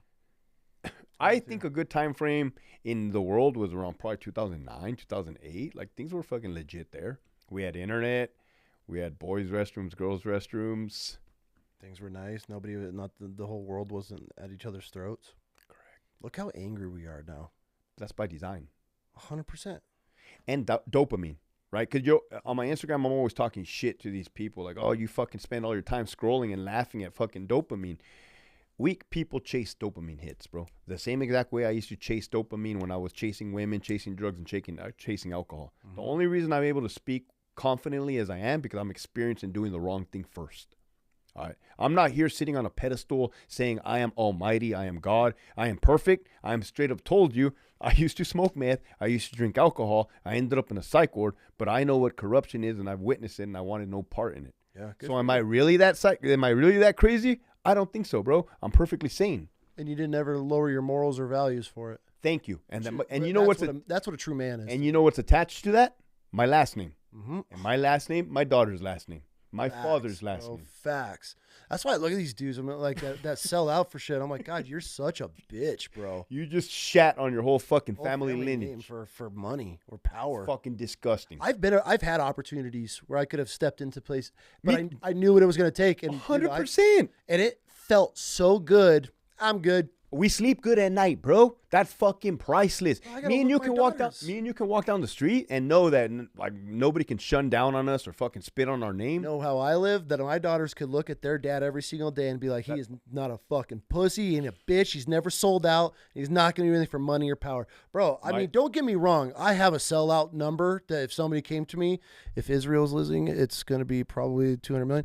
200 million? I think my sellout number would be a little bit higher than 200 million. Honestly, I've thought about it, but I've never come up with a number. Maybe if they pay off my mortgage, I might, I would have to know I would have to see the contract first of what I'm have to do before I come. I want a car in the contract though, dude. Yeah. Pay off my house and give me a car. It was fucking straight, bro. No. Yeah, dude. See, my daughter's too young to understand any of this, right? But as she grows older, she'll if and when she sees what happened, then she'll know what happened. And you'll she's not going to probably respect it for a while, but when she's old enough and mature enough to understand it. But like, my biggest thing is, as a man and as a father, I want my daughters to be able to look at me and like, my dad stood on business for anything. If he was wrong, he took it on the chin. If he was right, he died on that fucking hill, and there was no bending the knee to anybody but Jesus Christ. That's in mom occasionally when she wins a fight, but right. That's it. And that to me is as like a dad and a man, like that's where my pride is. Like I couldn't go to bed at night knowing my daughters know that I sold out for something. But I could assure you that me and you are raising our daughters better than most quote unquote men are raising their sons in 2026. 100%, dude. I have to deal with the sons. I got daughters. I had to deal with the sons, right? At work, working in a prison. Yeah. 100%. And that's the fucking problem. Let's talk about that real quick. I don't think me and you would give a shit if people were fucking scumbags and pieces of shit, but when we have to deal with it and it becomes our fucking problem, then that's a fucking problem. Yeah, when I have to carry your fucking dead weight, you were a fucking Marine, bro. Mm-hmm. You know what happens if somebody doesn't pull their weight on a fucking road march or a hike? It's like, hey, bitch, you get up here. Get up here with us, right? Wasn't an option. Bitch, you want to wear this fucking uniform? You want to wear this badge? You want to wear this patch, motherfucker? Get up here. Toe the fucking line. Do the rest. Because it's exhausting, bro. I'm glad I got a vent, bro. This is like a little venting session for me. Lighter now or what? I was fucking going through it, dude. I'm like, dude, I'm like putting on the rucksack and like doing the work for these ungrateful motherfuckers. But I've calmed down now, bro. Yeah, you have to, because then it just festers. Yeah. And it's the past. And I don't really hate them. Let's talk about this. Do you think your drill instructors wanted the worst for you? One of them, possibly. One of them, right? There's always that psychopath. Yeah. But as a whole. They were getting, I mean, dude, it was end of 2003, beginning of 2004. They had to get us on track. Exactly. I get it. So whenever I try to help the world, I'm 41, I feel old. I look at it from a father perspective, a leadership perspective. Like, hey, dude, I'm telling you for your own good, kid. Don't do it this way. Do it, preferably look into doing it this way. I said it earlier, there's certain jobs that I could just never be, especially younger. Now it's I got a way different mindset and completely different person, but like, dude, being border patrol, I no way. Like there's a certain positions I never could have done. But there comes to like this point where it's like when you get tested and you have that crossroad where you're like, all right, I can go with these guys because they're all getting away with it, or you're, man, it ain't for me, and you take that path and you go home at night and you can sleep knowing that you didn't do some shit or cross a line. You don't have that weight, you don't have the stress. You're not like, oh fuck, is anybody gonna find out? Because we've all been young, we've all made mistakes, but that's because you're looking at it through the beauty of hindsight, and that what you just described was groupthink. Because we've been in positions where we've been forced to make a choice. We haven't always made the right choice, but we have made the right choice, and we notice that it makes us fucking feel better. Yeah. So groupthink. It's important I highlight groupthink on your podcast as well, because I was also a certified hostage negotiator. Okay. So I went to like the FBI version of like their training school for a hostage negotiator. 10-day course, bro. Did you ever cool have to fuck? Did you ever have to like talk anybody off the ledge or what? Did you ever use your negotiation skills? You're not going to believe this if I told you. I went to the 10-day hostage negotiation course. I come back. The prison I worked at was in Donovan. Okay. There's a bridge on the 125 freeway, the toll road. You have to pay a toll. There's a big-ass fucking bridge where down is a drop. I'm driving to work 1 week after I come back from the hostage negotiation course, dude. And there's a lady sitting on the bridge. And I'm like, what the hell? Right? Because I'm driving to work, and then I see the lady, and I think in my head, nah, no way. But I can't flip a bitch yet because there's a whole entire meeting on the bridge. So something told me, dude, what the fuck? Go flip a bitch. Flip a bitch. I park directly across from her, 4 lanes over. And I hear her weeping. Like hands up. I'm like, what the fuck? Hey, ma'am, we had a scenario at the hostage negotiation course of a person on the bridge and you got to talk them off the ledge, quote unquote, literally. And then another car starts parking and there was a border patrol. Like, this really fucking happened, dude. I'm like, ma'am, can I speak with you? I would like to hear you out, ma'am. I just start fucking going into my mode of hostage negotiation, right? Because you're not problem solving. You're actually trying to listen to what the person's crisis that they're in. They're in crisis mode. Okay. They're in the, they're not, you got to bring them back to their baseline. Yeah. Hey, ma'am, I don't know you, but I'm willing to listen to you. Like, please let me hear you out. Please. She like looked up. I said, but can I please take you off that? Can you please give me your hand? Dude, she was on the fucking ledge, like to the drop of the bottom. And then she just fucking put out her hand like that. And I grabbed it and I like helped her off because it was elevated, pretty elevated. And I like, fuck. And I walked her back and this other fucking like border patrol agent, like off duty, you could tell by his pants, like fucking, hey man. She's like, she starts crying, talking about her children got taken away from her. Starts talking and I'm like, fuck, dude. We called CHP. CHP never came, bro. But the point of the fucking story was that like I think God put me in the perfect place at the perfect time. Her dad ended up showing up. And her dad was like, he was kind of a dick, bro. He's like, this is the fucking second time you've done this week. Blah, blah, blah. Like, oh, fucking. We told him, like, hey, take her to go get help. And he was like, I'm taking her home. And fucking, damn. I went to work. But it was that was a real shit, bro. That's not a coincidence. That really fucking happened, bro. Mm-hmm. That really happened. Damn, dude, this has been a great conversation. It's a real conversation. Right, that's what we do here. Wild chaos. You never know where it's going to go. You're killing it, bro. I'm happy, dude. Happy for you. Thank you, dude. That's why, I mean, I appreciate that. I mean, we've been chatting for a little bit, and when I came across you, I was like, oh, man. You're a great human, bro. Thank you, bro. Fucking human, dude. Depends. I appreciate that. Depends on who you ask. Hey, don't worry about that, bro. People have some mean things to say about me, man. Fucking A, they do. That's what people are like, I've heard something about you. I'm like, what era was this? Like, what chapter of my life was it in? No, yeah. I appreciate that, man. I've come a long way, that's for sure, especially the early days. It was wild and out of control. But I appreciate you coming out here, dude, and having this conversation. And it's crazy to me, especially the California system of what's going on and, like, just the corruption and what these taxpayers are paying for. Blows my... That's hey, they're cool with it, apparently. Crazier to me. I'm a taxpayer. I mean, even when the corruption that you're talking how, and I could see your point where they're mixing inmates with Chomos and it's creating fights, which creates a worse environment for the correctional officer, for the CO. So I understand that. But for me, what's even crazier is what these fucking people of California are paying. Every state, I guess. I thought taxes paying for iPads blew my mind, knowing that tax money is going to testosterone, to estrogen, to sex changes. Are they paying for dudes to get sex changes? 100%. They're cutting. 100%. They're letting prisoners cut their dicks off. 100%. Taxpayer money. One was bragging about how much money they're gonna make when they get back to the yard with that new thing. And they're selling themselves out. Yes. Then the surgery went wrong. This actually happened. And then they sued the California Department of Corrections saying you purposely gave me a wrong surgery and now I'm suing you for this. How much money does that cost the California taxpayers? Dude, I quit, bro. I couldn't stomach any of that shit, dude. I don't blame you, dude. That is literally insanity to me.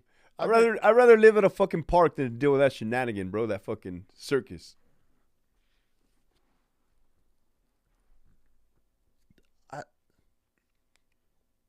Not one thing about any of that would ever make sense to me. And these people are just like, yeah, I'm gonna keep voting. Yep, I'm gonna vote him in again. But meanwhile, you're bitching about taxes. You're moving here to our states, and you're like, "Oh, fucking California!" You fucking voted for this shit. They're spreading the filth, bro. That's what I feel you guys. I don't think you guys are wrong when you guys are tired of California moving to Texas and moving. Everybody's to Idaho. tired of California. I don't blame you guys. I see it. They're just. It's a different mindset. It's not the people that they're bad people, right? Right. I was stationed in California. Right. I spent years in Cali because the Marine Corps and everything else. I think it truly comes down to of California, why nobody likes Californians, is the mindset. Because you go to these other towns, they're moving to these small communities and little cities and stuff like that where things vibe. Like, people get along. Everybody knows their neighbors. Vibe too, bro. Yeah, no, you guys don't vibe. Like, there's no vibing in California. You guys think you vibe. But then they bring that mindset of just, like, my neighbors and everything's so fast and they're irritated and all just because they're just living in such a shit environment. And then they're like, I'm going to better my life and move to Idaho. Then they, even though they're conservative or they're not going to vote the way that they used to vote, none of that matters when you're an asshole. Right? Like if you're just a shitty person because you've lived your whole life in a shithole state like California, I get California could be the greatest state out of everywhere. You have everything, the resources, the amount of just activities. You can go surfing, snowboarding, dirt biking, all in the same fucking day if you wanted to.